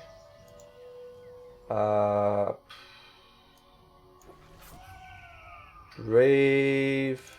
We could do this. Oh, I should have attacked with him. I just wanted to draw through, but another brave. Look at that. So this is still turn 2, right? So we're not doing bad right now. We're certainly not doing bad. We ended turn 2 with a 7/7 Hierophant on the board. 4 resources. Next turn we can play the Evoker. So certainly doing fine. Turn 3. Going to go with Hierophant. Another Ruby Shard. An attack. We may be able to wrap this up on turn 4.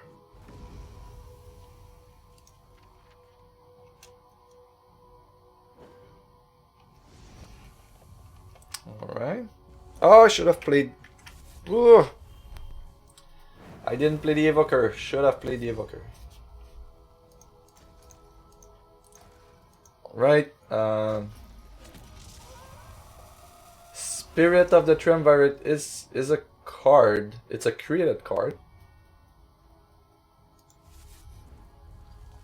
No? I think that the games refer to created cards as cards.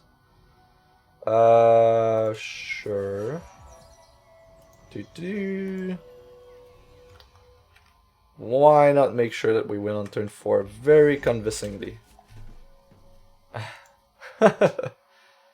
This would be an understatement. Alright. Turn 4. That works.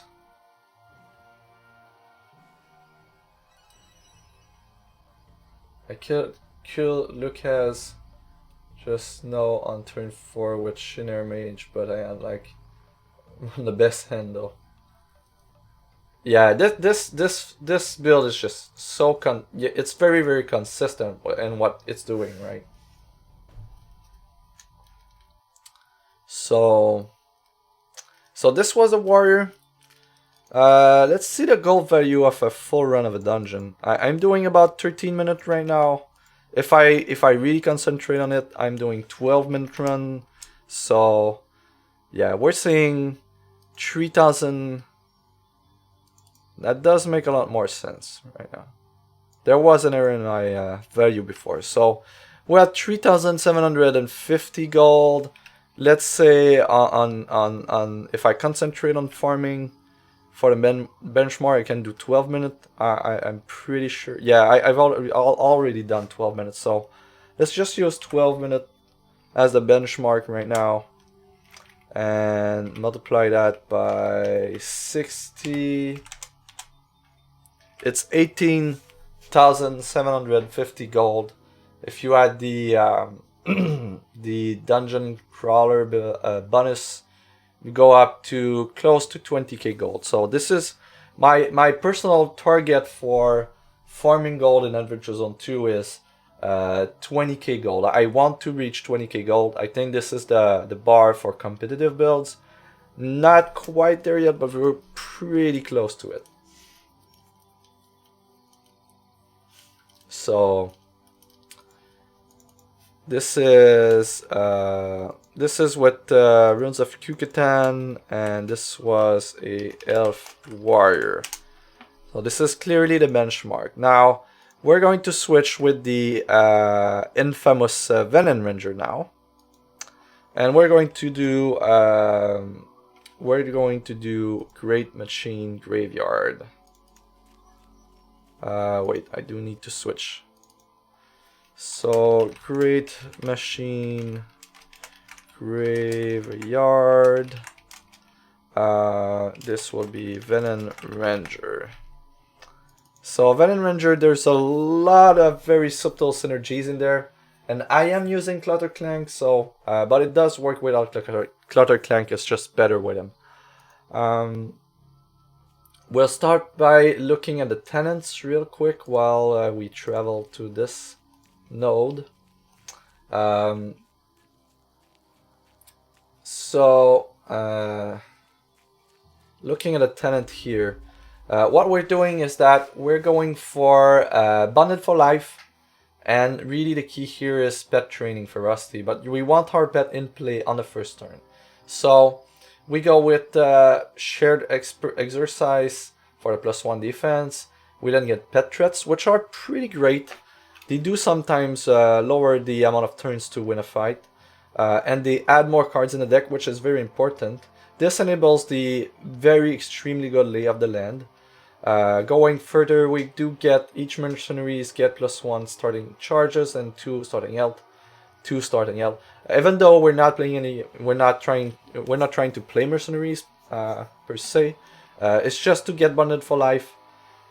We do get +1 health here. Improvised firebombs are superb in the build. I really love them. If you don't have anything to play on turn 2 or 3, it just often just wraps the fight and make sure that you don't need an additional turn. It does prevents them to play cards to a certain degree as well. And we're going to AZ2 for the 25% chance to add burning counters when you play resource. That does add up, and sometimes it makes a difference. So, and the ferocity is the centerpiece of the build. The other piece of tech that we're getting is just some more health gain for the resources. That's always nice, and it does make difference. Sometimes there's a few encounters, more so in the Great Machine Graveyard, where your health is under pressure. So I like having the resources that gains health. And I'm going for these two tenants are really good. I don't like the Mark tenant overall, but these two are a staple in most builds that I created. The first one makes you for 0 resource until the start of your next turn. Your opponent get 50% chance to deal 4 damage to troops that enters play during that turn. That's not that great, but if you have Eye of a Sniper, 50% chance when troops enter play to be marked.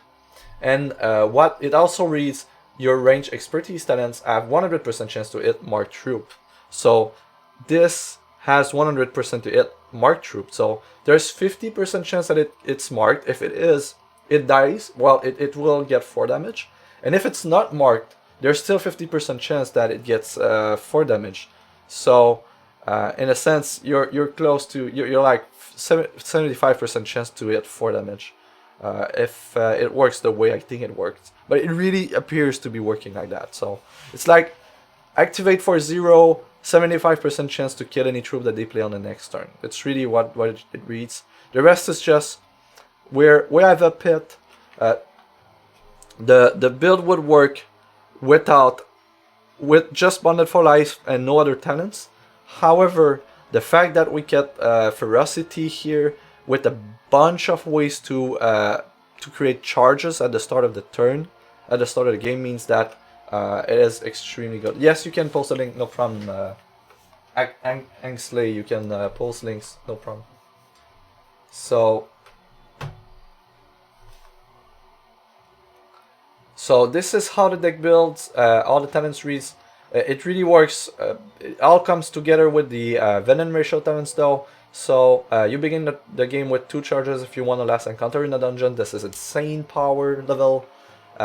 Random action in your starting end gets cost -1 if it ends up on a Cloud Walk. That means we're playing Cloud Wall on turn 1. That can lead to turn 2 wins. Earn additional 3% gold. So Warrior gets 4%. Vennen gets 3%. Vennen Rangers gets 3% because of the ratio here. That's great.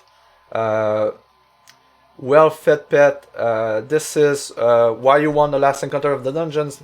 Your pet gets +1/+1. This is crazy good. Along with the rest, it's just a storm of little bonuses that adds up to do great things. And this is where we're going with the tenant. The build itself for max level, yeah, I need to replace that with an acorn. So the build itself is a Cloud Walk build.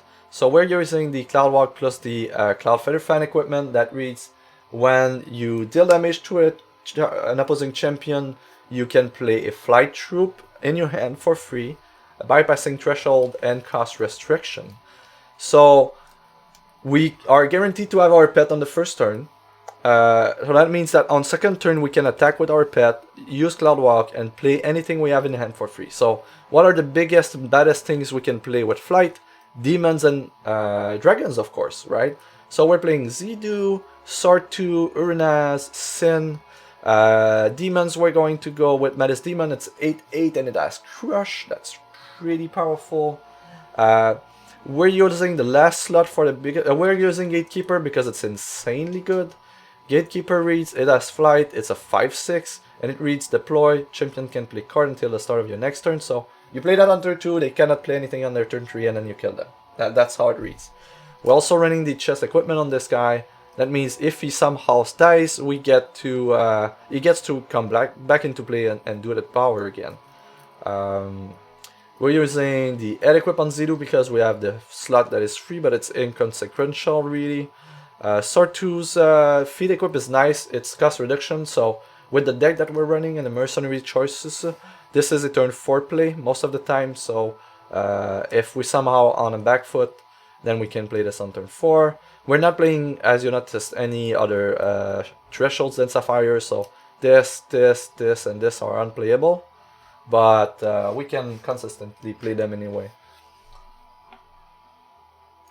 Add dragon, 2 dragon, Avatar of Balance. Avatar of Balance. Which one is this one?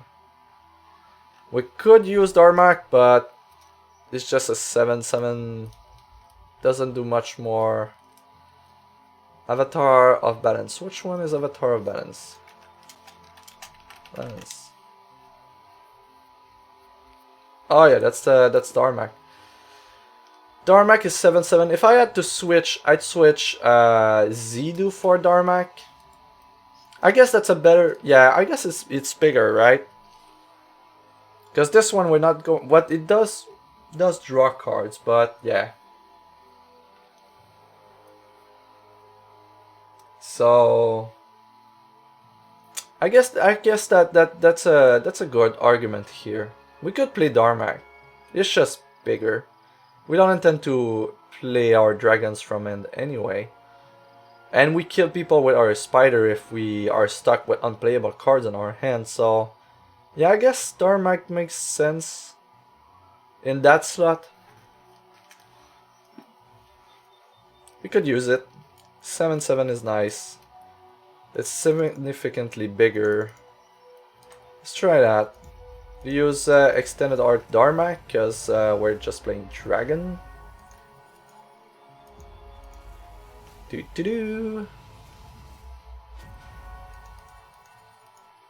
Alright, we're moving this part. Do we have another head equipment available for this list?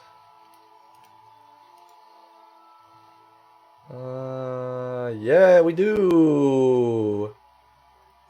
Gatekeeper -1 cost. It doesn't really matter because we don't have any ways to play it, but that's nice. So small.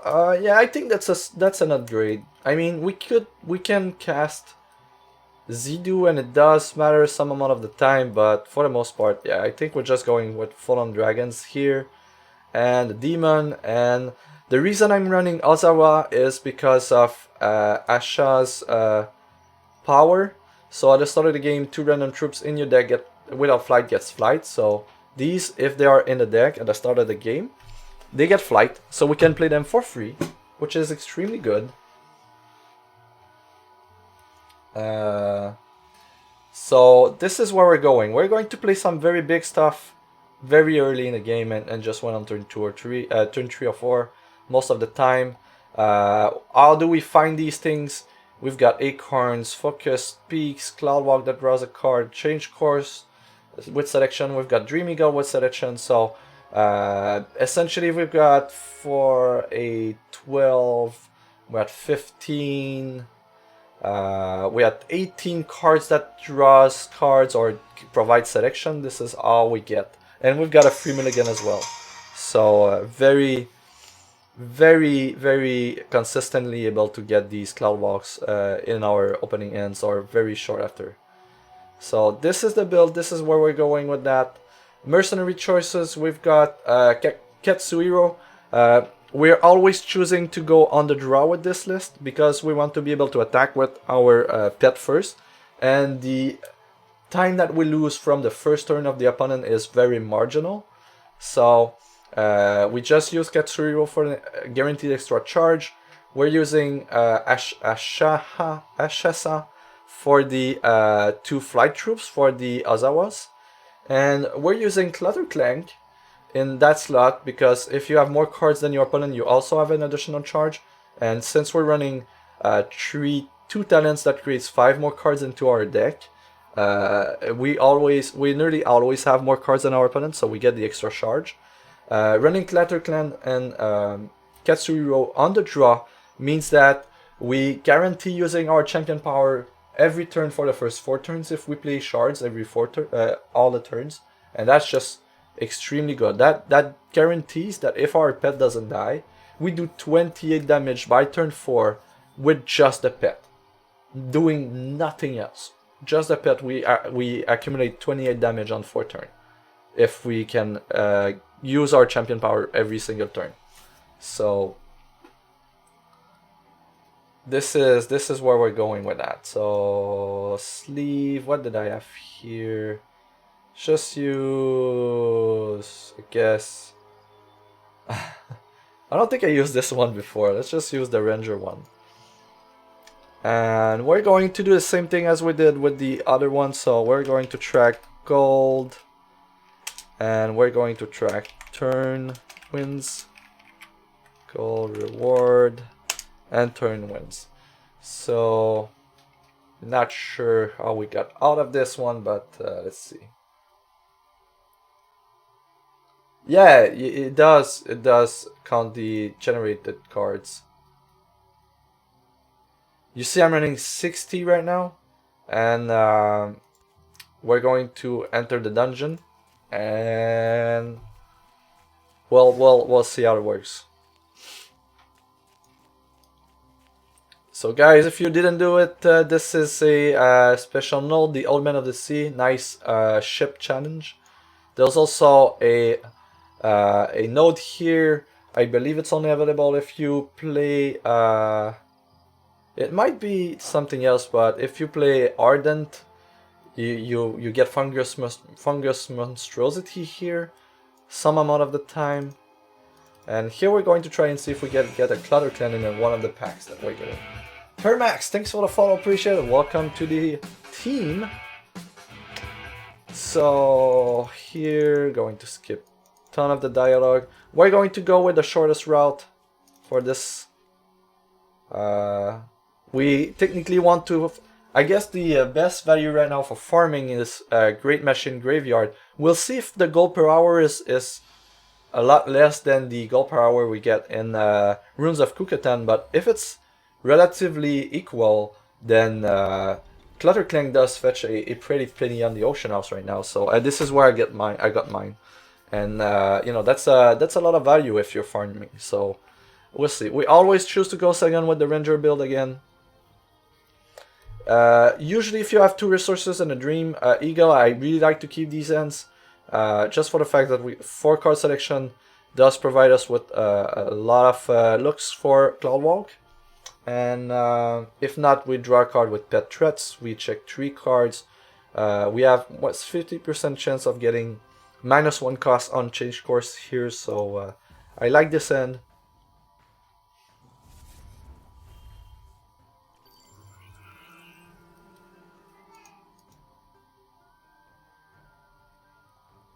Alright, so Pet Threat, and here we go.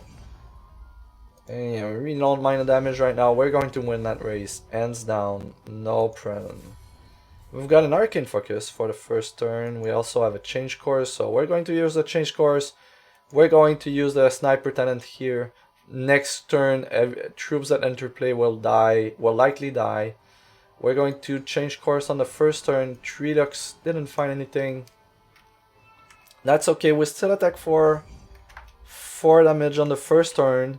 And this is the first fight of the dungeon, so we don't have all the power that we usually have. But we did start with 2 additional charges this time around, so that means that our additional cards in the deck, created cards, do matter with the Clutter Clan power. So playing a resource, we're going to use Dream Eagle, try and find Cloudwalk. Didn't find Cloudwalk. We're going to go with Pet Threats here since we have an Arcane Focus in hand. And we might be lucky. We were not lucky, so just improving the troop. And now he's at 19. We're going to do 14 plus 2, that's 16 in 2 turns now. So fire bombs are likely the most efficient way to do this at this point. Just going to kill him with the pet, and it does daze him, so he's going to struggle to play any troops this turn.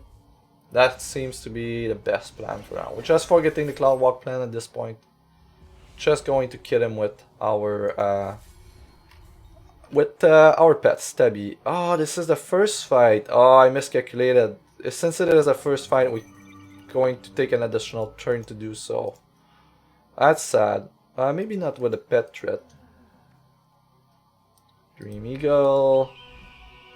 Yoo-hoo! We didn't find any. Okay. Alright. We tried. We looked at a ton of cards right now. That's definitely an outlier. We've had insane selection and we didn't find any Cloudwalk, so... Still going to win on turn 4, nonetheless. No, we're going to win on turn 3 with the burning counters. Alright, we still win on turn 3. The pet threats really made us able to win on turn 3 this fight. Okay. So 250 plus 7. 250 plus 7. Here we go. So first fight done.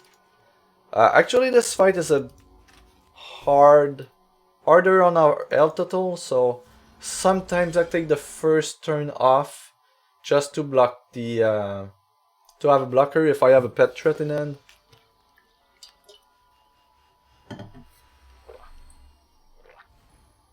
Oh, that's nice. So we can get it in both faction. That's great. So go second. We've got 1 out of 3 chance to get a free Cloudwalk on turn a Cloudwalk on turn 1. I think we're going to keep that. Yes, yes. Thanks for the follow, Raze.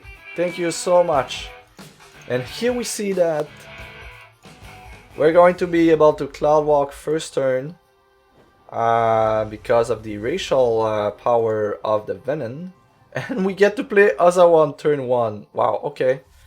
So this is the dream start.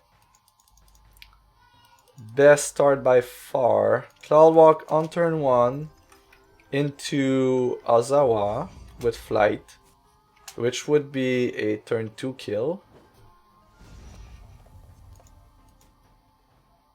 Here we go. Ta-da! 1919 flight. Alright. Your turn. And this... Oh no! No, no, no, no, no, no! I skipped. Why did I skip? Why did I skip? No. That's bad.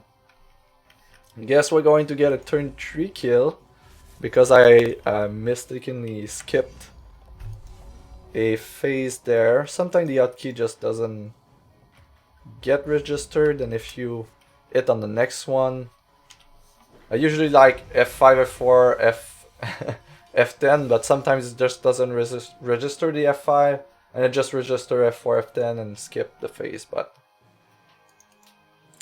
that's life. That happens. So 300 plus 84 on the second fight. On to the next one.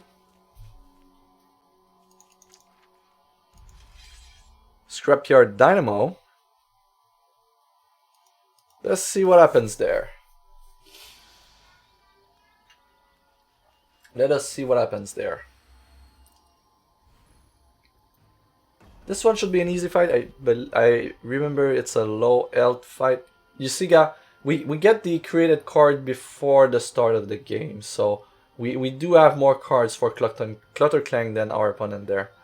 Go second, 22 health. This is a kill with a pet on turn 3, I believe. No, turn 3 would be 18. So we need a bit of help. This is not a keep. Alright, this one cost change course. We could do worse. And this is a low health champion, so let's keep that. We do get a one cost change course, so let's look at 3 cards from the first turn. And we did draw the Cloud Walk anyway. Okay, that's nice. So this, and we're going to change course. Mattis Demon is fine. Ozawa started in our end, so it doesn't have flight. That's a bit of a problem, but we just go Mattis Demon in this situation, and we're pretty fine with what's happening. So you see here the troop dying because of our one shot ability here that we used. So Cloud Walk on turn 2, and wow, into another one. Okay, for 6 damage, and we're playing Mattis Demon. It's just the biggest thing that we have in hand, really, and it does have Crush. So if there's a flight chump blocker, then we just mow through it. Alright, turn 3 win. Easy peasy.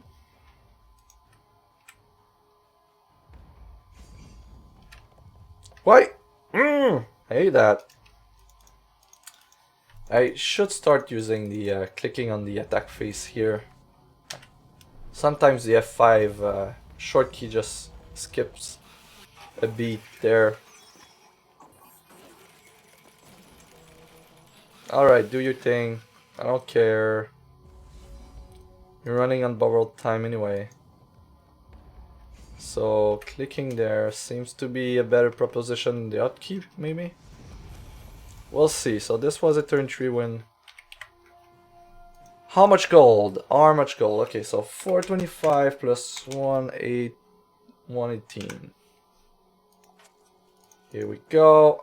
We reach a account level here. Claim reward. We get a pack. Nice.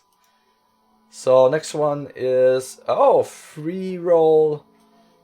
Free roll. 2 chests with free rolls. That's nice. We're not reaching level 16 today, but I'll try to max my XP before the end of the day if I can. Here, just ignoring, we're just going to take the Chow Test route to the packs here. So this is where we're going with that. So I got 2 pretty well tuned deck for a farming dungeon in Adventure Zone 2. The next thing I want to do is either try to identify which would be the best cleric deck to play. If not, we could try to create another ranger that has access to wild to do a plant ranger deck. That could be cool. Maybe mage can get there. I didn't try to see if we could make it with a mage deck. That could be a thing. There's certainly ways to maximize the +3/+3 from the elf mage, and we already have a strong list. It's just that we don't have access to the train gem, and it's really and the rage gem, which makes a huge difference in this situation. So we'll see.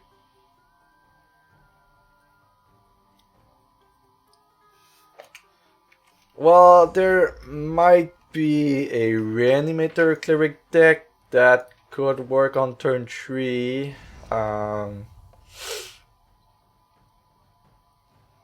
But I'm still not.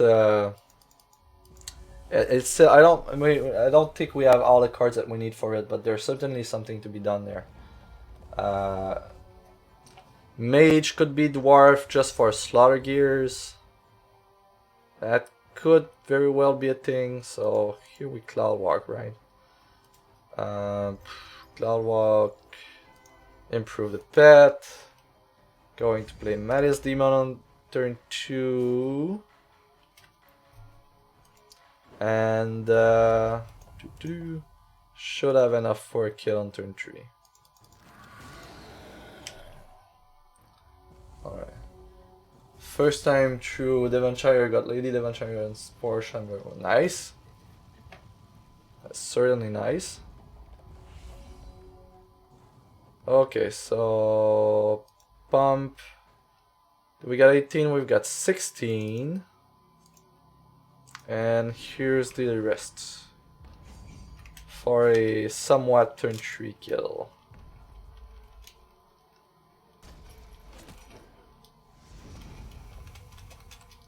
And then we just F10. Alright.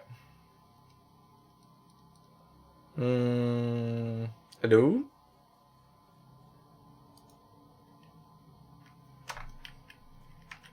Huh. At least first time we got that. Somewhat of a lag, I guess.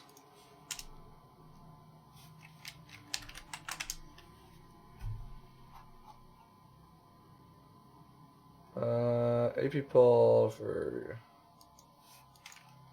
test. Guess I'm stuck right now. That's weird. I'll give it a second here, if not, we'll just reset the game.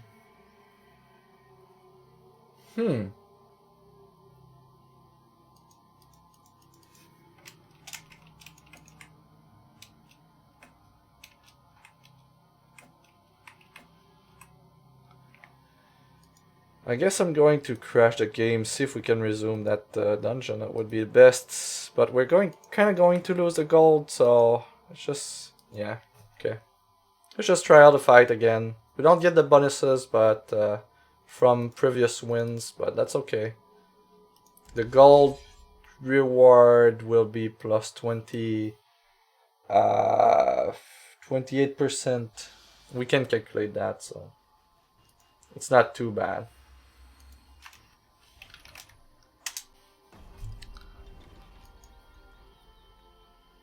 It's not too bad. It's a thing that we bugged out, but I think keep using the hotkeys and they keep screwing me over, so maybe I need to do something else.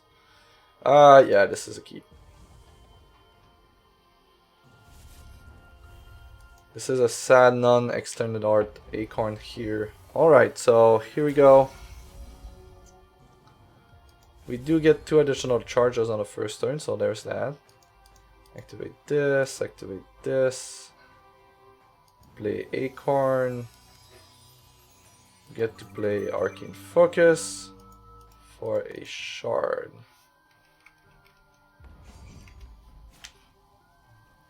It's a lot slower than when we have a previous win, but we'll manage. We will manage. Alright. Ranger power making a difference here. And here.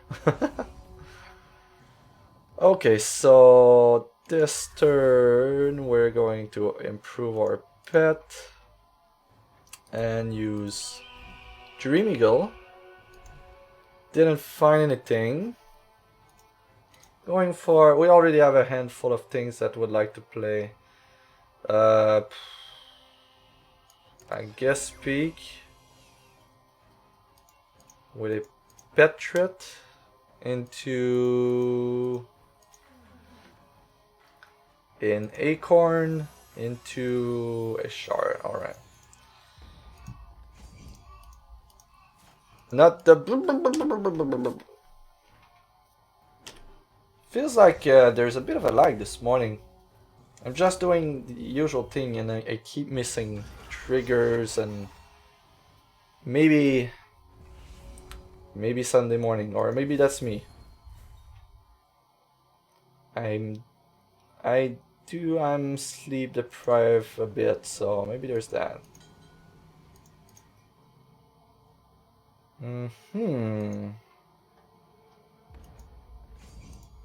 Alright, this fight is weird.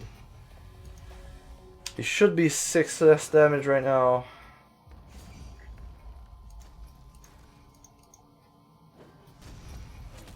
So we're playing a fair fight, so to speak, right now, and this is not doing great for us. We're still going to win through our pet. It's just a matter of time, really. However, it's a bit sad. We had a good start last turn.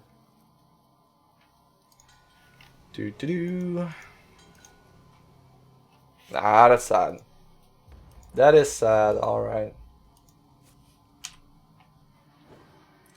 So if we would haven't skipped the attack phase, it would be dead next turn. Oh yeah, we could with improvised fire bombs. I misplayed there. Could be dead by now. Deals an average of 1.9 damage per charge at the moment. Almost twice as good as Angus.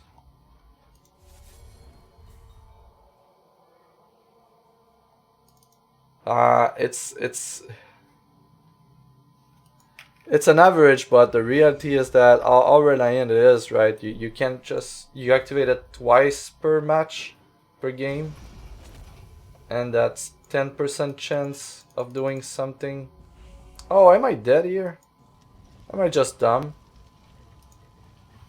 I just threw that game away. Oh. Alright, I need to get my game together right now. This is not working.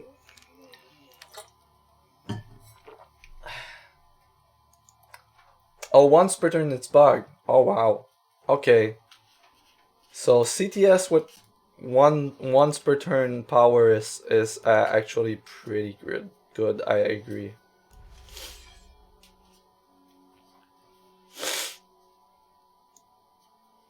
So you could get Clatterclang to provide 1 additional charge. You could use Katsuhiro and Augustine to get another one. So you could realistically start with CTS with 2 charges in play. That would make you use your power on turn 1, on turn 2, and on turn 3. You start with 2. So you can guarantee that you play it on turn 1 and on turn 2 without the bard. You just can't play it on turn 3. Did I? I'm just doing stupid things right now. He starts with 2 charges and 8 cards in it naturally, without any other mercs. Oh, so you could get to 4.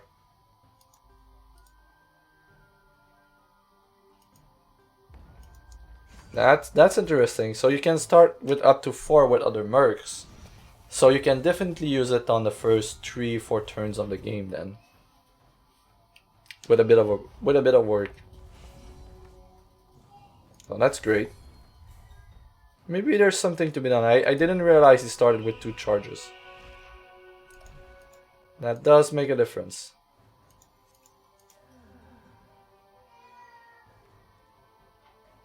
Arcane Focus. Shards. We're going to keep Pika at 1 cost for the next turn. I need to get my head out of my ass right now and play better. Just to not make this dungeon drag indefinitely. Alright.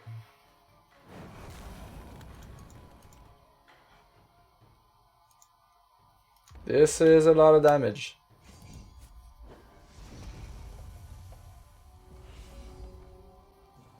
And again, I usually don't start this fight with this configuration right now. This is worst case scenario. Fumbling, not playing the card, game more or less crashing on us. Kind of thing. Okay, so now we should have stabilized. Going to play this guy because he has 6 defense and we're being attacked by things with 5 attack. This should cement a win. Unless I bug the fight again. But yeah, if there's one mercenary I see being able to be on par with classes for farming, it is Cartube Samurai for sure. There's no question there. Acorn. Just be diligent here. Trying to find something nice with flight. Here it is. Alright. So we attack. And 4, we get Azawa, we get Runaz. Works. Do.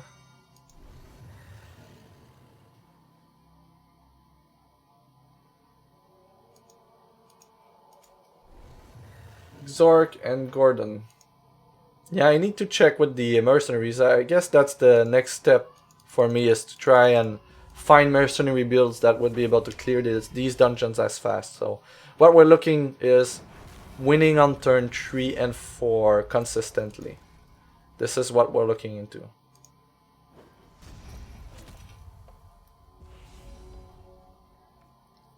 But for the most part, I'm still skeptical that we'll see mercenaries that go that high. Here we're going to do everything and attack, and finally win that fight. Yeah, lag and hotkeys are not working super well right now. Hit over 100 on turn 3. Zork. Oh, that's very interesting. I'd certainly be interested in that. I know there's a few in the guide. I was very busy trying to level characters and find good farming builds for the Vennen Ranger and the Elf Warrior, but yeah, if there's a very good mercenary farming build that just ignores all character classes, and I really don't like that.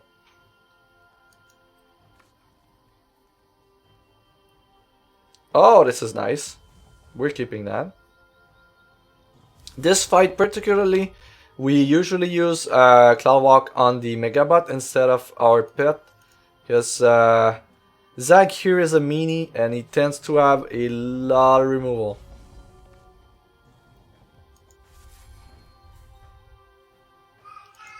He tends to play a ton of removal, so here priority is for shards. We already have a Maddest Demon in hand, so a second Cloudwalk is great. Use a sniper, tenant, and an attack. Pass a turn. So usually he plays Ripple on the pet, yeah. And we answer by using Cloudwalk on the bot to play something big. And just create another pet, because we can't really replay the one in our hand since it doesn't fly. But this here should be good. So Maddest Demon, just more damage than Darmak for the most part. Pass a turn. So Mesmerize. No, it chose to play a troop, so we're good. Alright. Another Maddest Demon. Using this, using this. You know what? Since he's at 2 resources right now, we're going to play another demon. We're killing him next turn anyway, so we're just going to use Firebomb to prevent him from playing actions for the most part, instead of playing the other Cloudwalk. I think this is the best thing to do in this scenario. Going to get another Maddest Demon. And then pass the turn. Alright.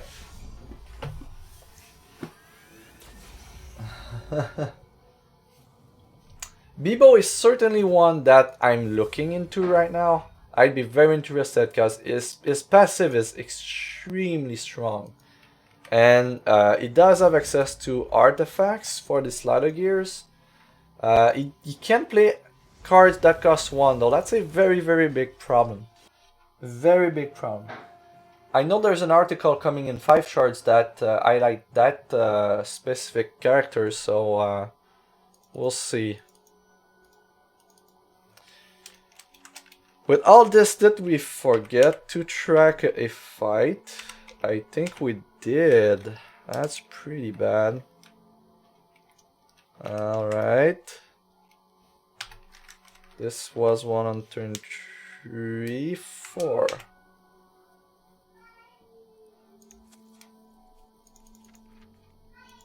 Being distracted a ton here. Yeah, we missed a fight. Oh crap. Well, we have to do this again. We can do better than what we did.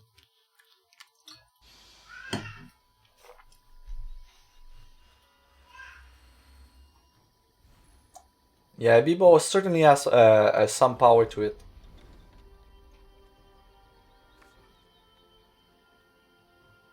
Well, 2 chance out of 3 to get a first turn Cloud Walk. If not, we're going to grab a shard with change course and just play Cloud Walk on turn 2. So we're going to keep that. Here we go. Turn 1. Turn 1 Urnaz, I guess. Or Sartu. Turn 1 Sartu would be the pick here. Oh, never mind. We've got Mattis Demon. Play this, play this, play Cloud Walk. And we did draw a shard, that's what we needed. So we're going to play Mattis Demon on turn 1. And pass the turn. Next turn, likely playing... Oh, look at that. They all died because, well, half of them died. That's great. 27, we've got, what, 14 on the board right now. We're going to add a dragon. I think the best way to approach this is just use Firebomb now and attack. He's a 3 burning counter because of our shard. That's great. And we could even go Urnas to grab something on the defense to avoid a possible blowout, I guess. We squarely have this luck for a turn 3 win. All the bolt encounters in one sitting. So just 4 Vennen and 3 Revocators. No. No, we're not blocking this. Gatekeeper, alright. So we've got to win on turn 3.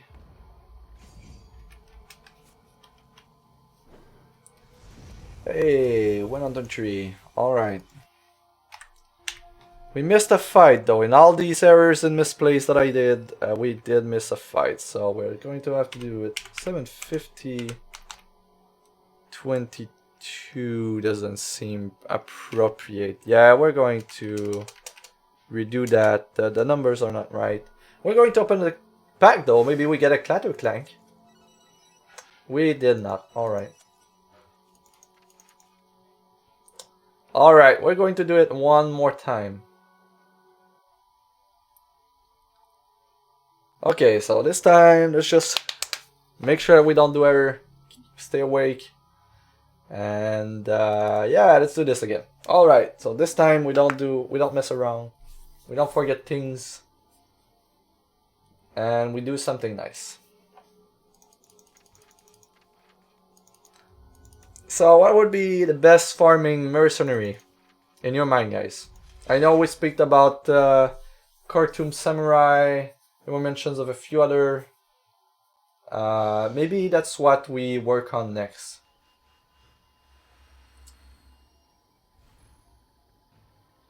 Maybe that's what we work on next. We try to pick a mercenary and build a deck for it.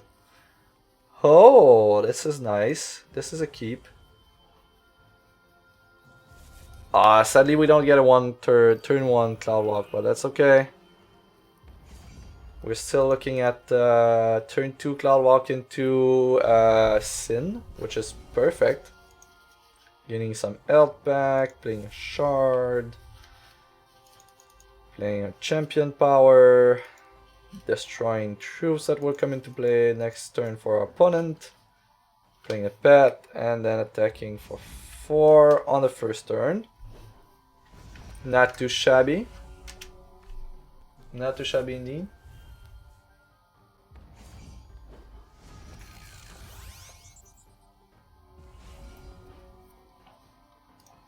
Alright, so playing this.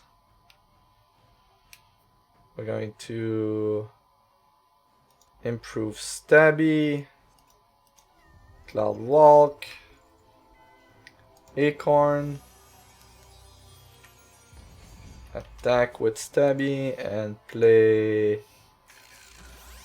There's nothing in the crypt, so we're just going to play Sin.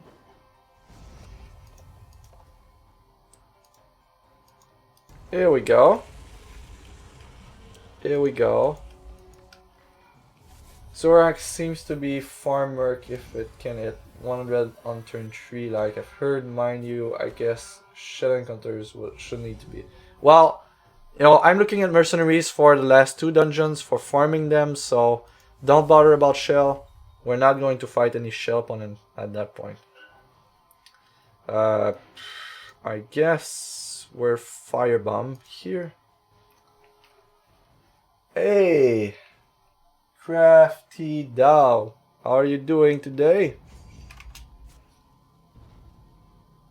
Free change course with a cloud walk. Doesn't really change anything. Draw some cards, draw some cards. Alright, so Hunaz will work.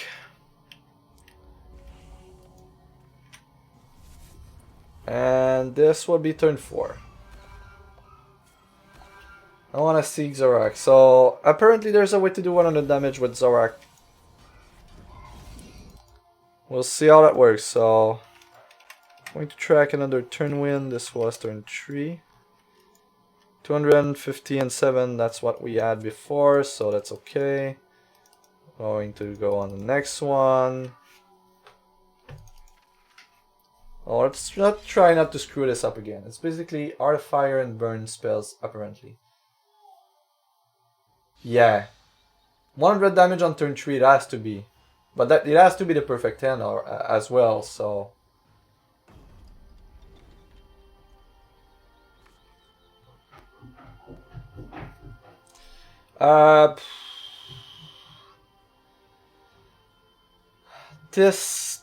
This should be okay. I'd like to see Arcane for... Oh, change course, okay. That's perfect. We should be good. We should be good, but we're not attacking with Stabby on the first turn though. Oh, we drew a resource, that's nice. Yeah, this is change course territory. Make sure that we have a resource. Increase Stabby up to 5. Make sure that we deal with whatever he's playing next, but we're going to block. We're not going to attack. We're not winning that race just yet. But if we trade with one, we're good. So let's see if we can find Cloud Walk on this one. Dream Eagle. Are we in racing territory just yet? With Ozawa in the hand and our pet at 6 now, I think we can race. I think we just play improvised firebombs and attack. We're getting 2 health a turn with Ozawa, so there's that. We're going to do 2 damage at the end of this turn, and he's not going to be able to play 4 drops. It's going to be a close race though. Can I kill this guy on 2 turns? We do 8, we do 10 next turn, so we're killing him in 2 turns. We're killing him next turn. We've got 1 shot at Cloud Walk, and we did get it, so that's nice. Going to be able to kill him on turn 4. Not too shabby. This encounters will often end up turn 4 because of the immense amount of pressure this fight ends up being.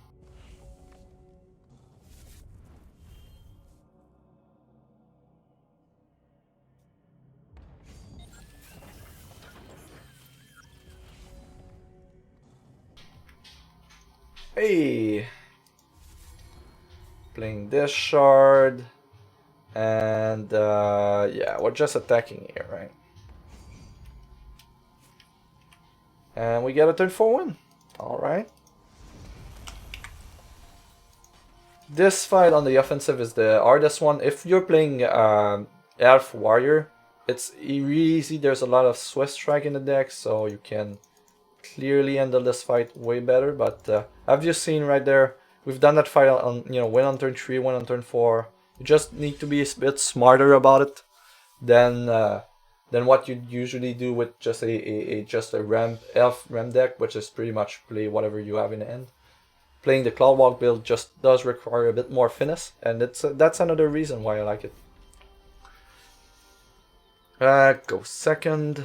22L champion shouldn't be a problem with this, and it should not. Turn 1 Dream Eagle.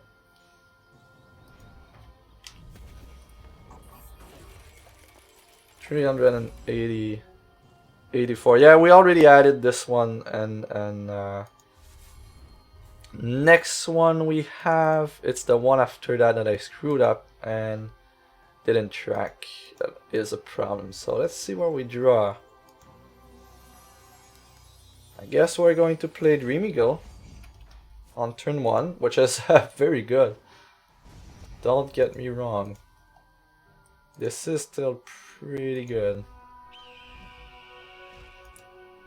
Should ensure a turn 3 kill.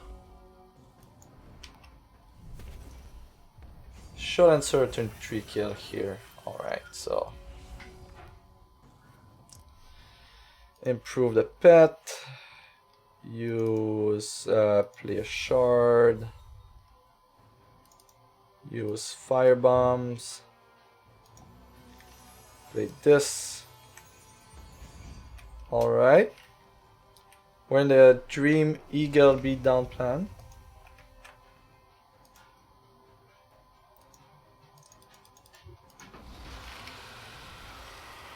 And pass third. This was useless, but you know what?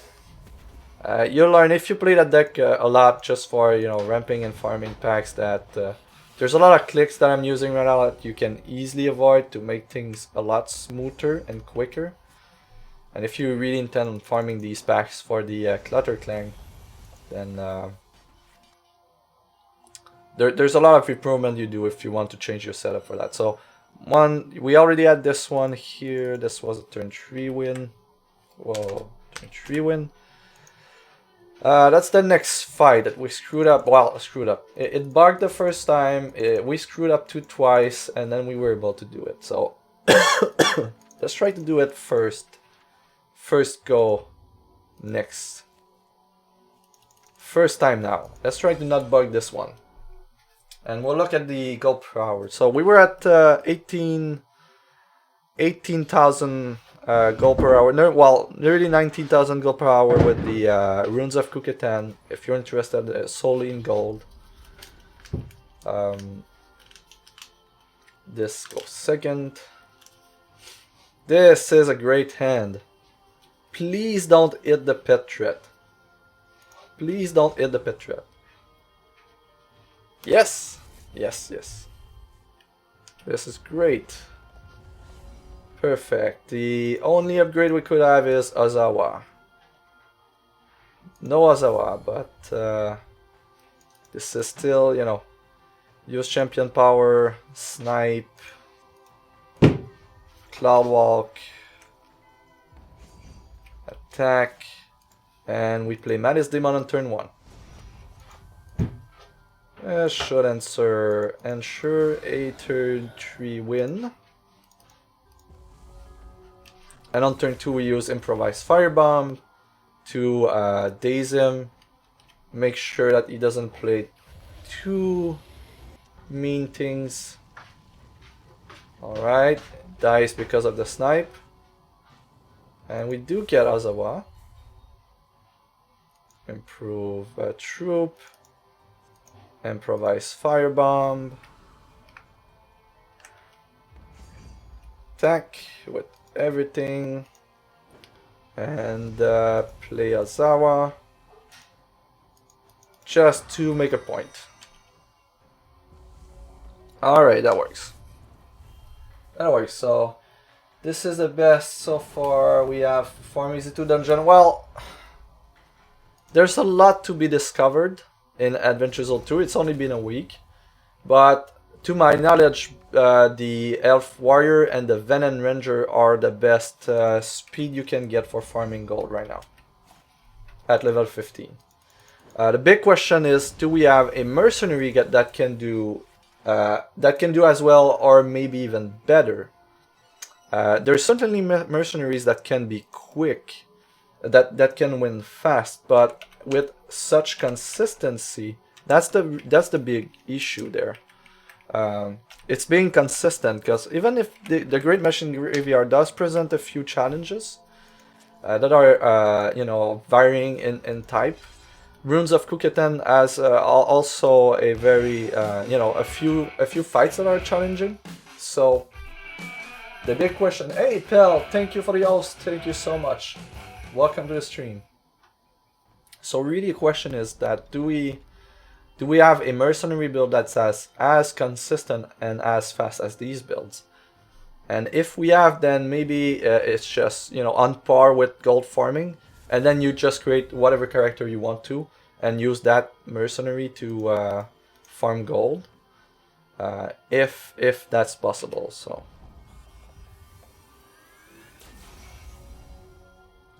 and we do draw our Cloud Walk, so it should be a turn 3 win.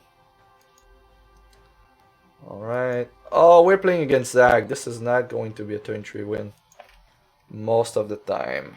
Yeah, let's just attack. But we're pretty good right now. We've got Cloud Walk. He's going to Time Ripple Stabby. Most of the time that's what he does on turn 2. That's sad, but we can create another one. No, he plays Troop. Alright, that's nice. That was sniped. Okay, then we're going to go with Gatekeeper, prevent him from playing a card next turn. In that case, we're going to invest in Stabby. I would rarely do that in this fight, but yeah, Gatekeeper here. Gatekeeper is a fine choice. Prevent him from playing cards next turn. And we attack for a decent amount as well. Play Acorn. Play Champion Power. Play Shard. Improvise Firebombs to daze him and put some burning counters in there. Peek for the fun. And attack.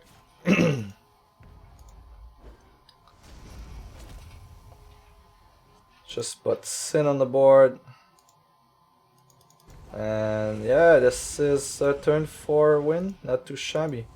Turn 4 win with this deck on Zag, it's okay.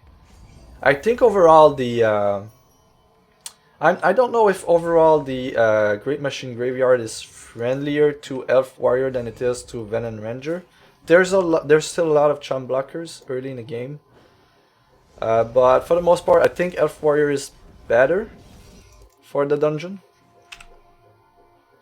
because of the mechanics that are involved. 575 plus 160. Okay, and we were turn 4 here. It's still pretty good, right? We're seeing that we're doing like turn 3 and turn 4 wins very convincingly. So it's still very farmable with a Vennen Ranger, with a strong build. It's just the big question then it becomes really, what can we do with other classes?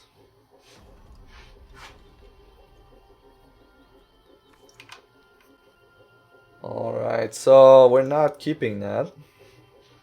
We are keeping this because of the Dream Eagle. Keep. Alright.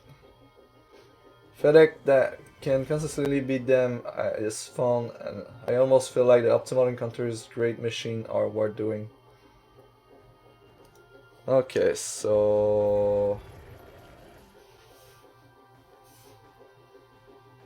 if you farm it with 2 sisters, should set up in it. If you want to farm it with 2 sisters, should you set up in? Oh, that's true. There are this particular dungeon. There's a lot of artifacts in it, so there's a few mercenaries that could be better suited overall to farm the dungeon. That's a fair point. Right now, I'm just using a general build, but we can certainly do something about it. Turn 1, we're just attacking for 4. Really want Cloud Walk off the Dream Eagle. If we don't, we could be in a dicey situation here. The fact that we killed this one with Snipe is a big deal, so we're going to take 5. I think we're still winning that race. This one dies, maybe... Oh, only one wins, okay. We did find Cloud Walk, so that should wrap up this fight. Cloud Walk on this guy, and we're going to play Malice Demon.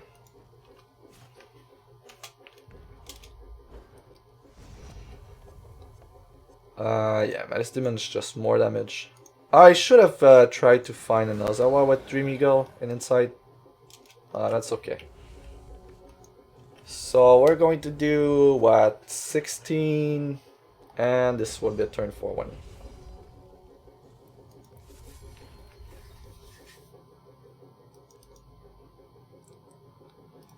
Not too bad.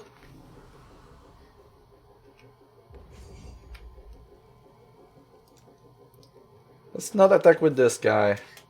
I know sometimes you can have explosive starts there. That can be troublesome. So we're going to win on 4. That's okay. Primal Shard is not... Well, it's technically not an AI only because you have ways to have it in your deck. There's one encounter. But yeah, this is not something you can include in your deck list as the start of the when you create it. I guess that doesn't work, right? Because the same can be true with all AI only cards. You can just steal them and play them. So yeah, this is only AI card. So here with at 750 plus 209. All right, that's the. Do we get a Clatter Clank here? We didn't. But we did. I did get a Cerebral Jack Hat. I really love that that artifact. What's that? Destroy another random troop. If that troop is not your troop, that troop's controller gain control of this. No. Alright, so now we have the goal value of these fights, so we can look at the farming. I know from experience that we're doing 13 minutes run on this guy here. And this is what we used. We used 12 minutes. Let's say we're optimal, we can bring this down to around 12-minute mark. So let's see what's the total gold we're making in this dungeon. 3,613, and we're doing 3,750 on Runes of Kukulkan, so it's pretty similar. And we can see the gold per hour is just slightly worse. So Runes of Kukulkan is still the best place to be if you're farming gold. Of course, Great Machine Graveyard can drop the Clutter Clang, which drops fetch a pretty price in the auction. Also, there's that. I'm not sure if there's anything really chasey about the Runes of Kukulkan packs, but if there is, then it might be worthwhile. Maybe there are these cells in the auction house. I don't know. Maybe they do. So the next thing I wanted to do is try to build a mercenary deck. I have 13 minutes left before I need to end the stream, so let's just hop on the Elf Warrior max level and try to find a mercenary build that would satisfy winning on turn 3 most games and sometimes turn 4. Could that be this guy? At the start of the game, no. So when an action deals damage to a champion, add a burning counter to that champion. So that's great. That adds up. 3. Your cards and effect deals double non-combat damage until the start of your next turn. I guess that could include burning counters as well. If he's upgraded, when opposing troop dies, add a burning counter to the... Okay, so that's mostly irrelevant. Can include troops with 1 defense in your deck, can include Vennen in your deck. We have access to all these. And we start with 8 cards. I guess that's a strong contender for a burn deck. 8 cards in hand. We can arrange to have more charges with other mercenaries, like Clatterclank and 50% of the time we start, we get an additional charge. So we could be using our power on turn 2 most of the time. But it feels like it would be inconsistent for the most part, because if you're going, you know, burn spells and... Yeah, I'm not sure.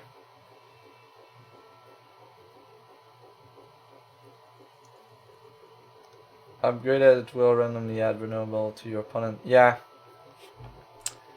Card Tube Samurai seems to be a very, very strong contender, but it's not our synergy. Although there's a fully unlockable grid, so there's a very significant thing here. We're not doing the Avatar troops who control have +2/+2. Seems strong, but how many Avatar troops can we have by turn 2, right? I don't think we do. No. Bebo. Start with a worker bot. Can include cards with cost 1 or less. Backset. Start with a Dreadling.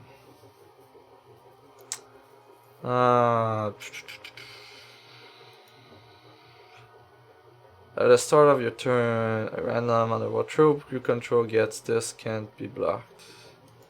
Nah, I don't think so.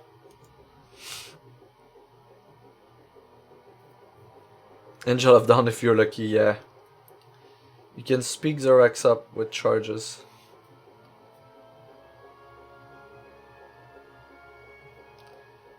Yeah, I think you kind of like you use with Zorak. What you do is that on turn 3 you use your champion power, and then you kill your opponent for the remaining damage that has to be dealt. But that's still a tall order. You only have access to 3 resources.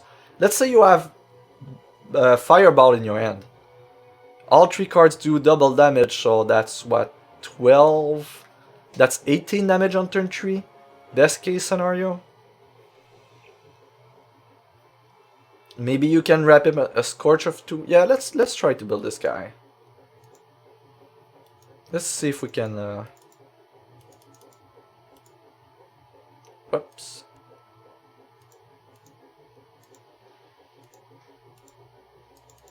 Why can I select it?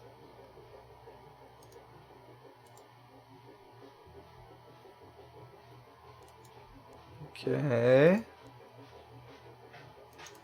I cannot select it. Okay, let's just get out of the deck builder. Get back in.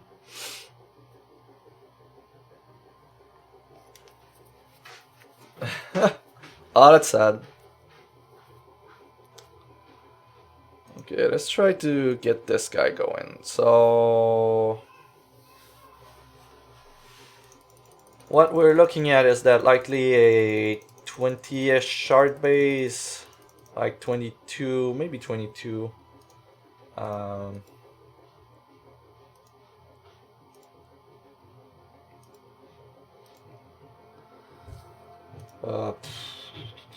Okay, so where do we go from there?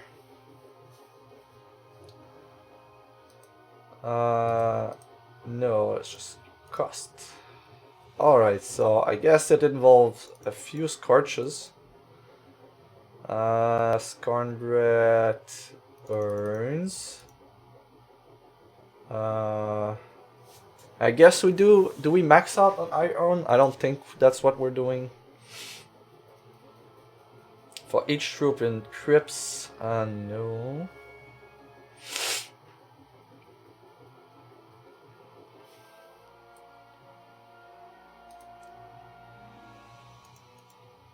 Can include troop with 1 defense. Okay, that's why they're grayed out.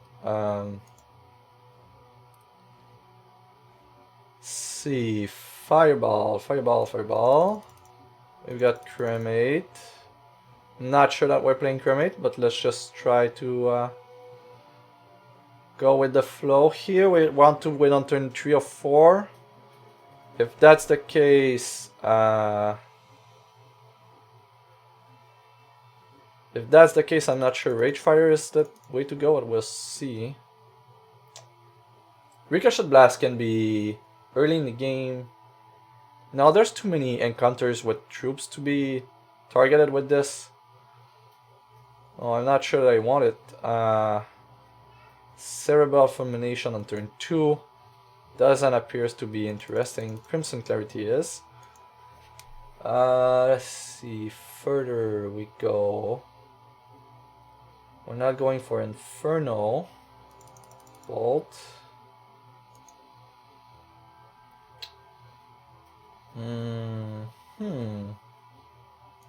Fury Chant. And Art of Fire.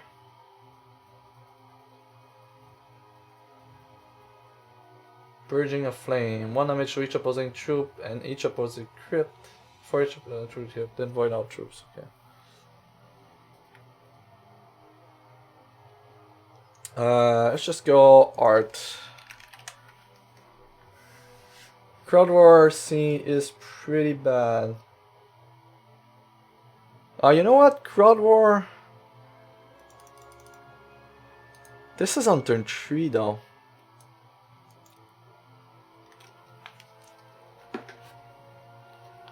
Burn to the ground.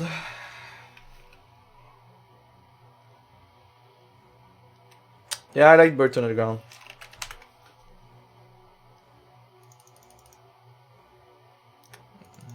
Like 20 shards and all the burn in the world. Can we make this? Fury Chant.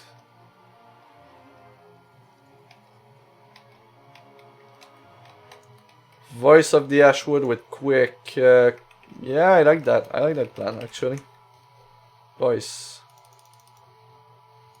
with quick. Whoa. Quick. And then remove that. Let's look at the equipments that we have access, shall we? So feat, we've got Fury Chant reduce the cost of other chants, but we don't have it. Oh, that would be a nice piece to have. Burns, Ed, we already have it. Weapon, Crackling Bolt. Yeah, there's not a lot we're doing here with equipment. What do we remove? I think Cremate is not great. 3 damage, 3 damage. I guess if we're playing a lot of action and we want to win fast, Phoenix would be part of that. Maybe not all burn to the ground. I really don't think Ragefire is going to work here. It's just too slow.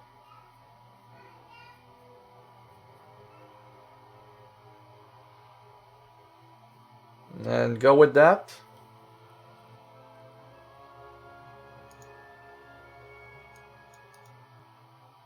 Fuel fire. Chant is 2 damage for 2. We don't have a lot of constants. Yeah, I guess that makes sense. Fuel. Fuel fire. Something along these lines. So, only have 2 minutes left before I need to leave. So we can try this one at least once. See how it works. We can... let's add 1 shard. Oh, wait. Acorn. Can use 2. So just going to remove 2 burn to the ground. Actually, 1 and then we remove. We save at 61. Then we remove August. Okay. Here and we go. Where is he? This guy.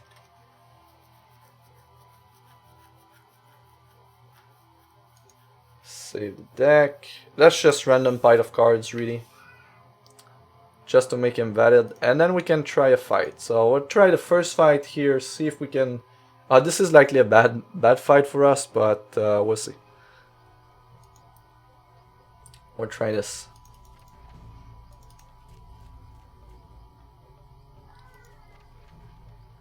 Zorat. Alright. So, with the new minigun rule, having low shard count is kind of nice. We'll see. Where do we go from there?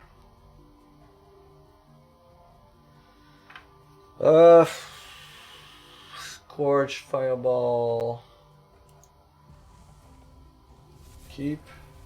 We started with two charges on the draw.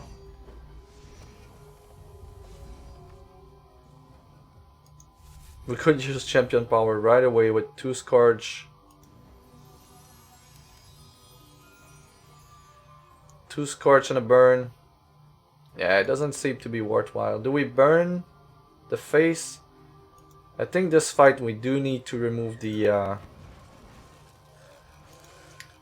small fries here that gain health, right? That doesn't seem great, but non-combat damage. So next turn we can play voice, get 2 resources back. Never mind, he blocks. Is that the turn? Like we use this? Yeah, that doesn't work, right? That just doesn't work. Yeah. Alright, screw this. I'm going to work on this another time. That's going to be my challenge for next week. So there you go, guys. Thanks for joining. You can still find me on Twitter, on YouTube, and on Twitch, where we are right now. Recordings will be available shortly. I have to end early. This my little girl's birthday, so expect other streams, maybe a few bonus streams this week if I can manage to. So thank you so much for watching. Take care and have a nice day. Bye.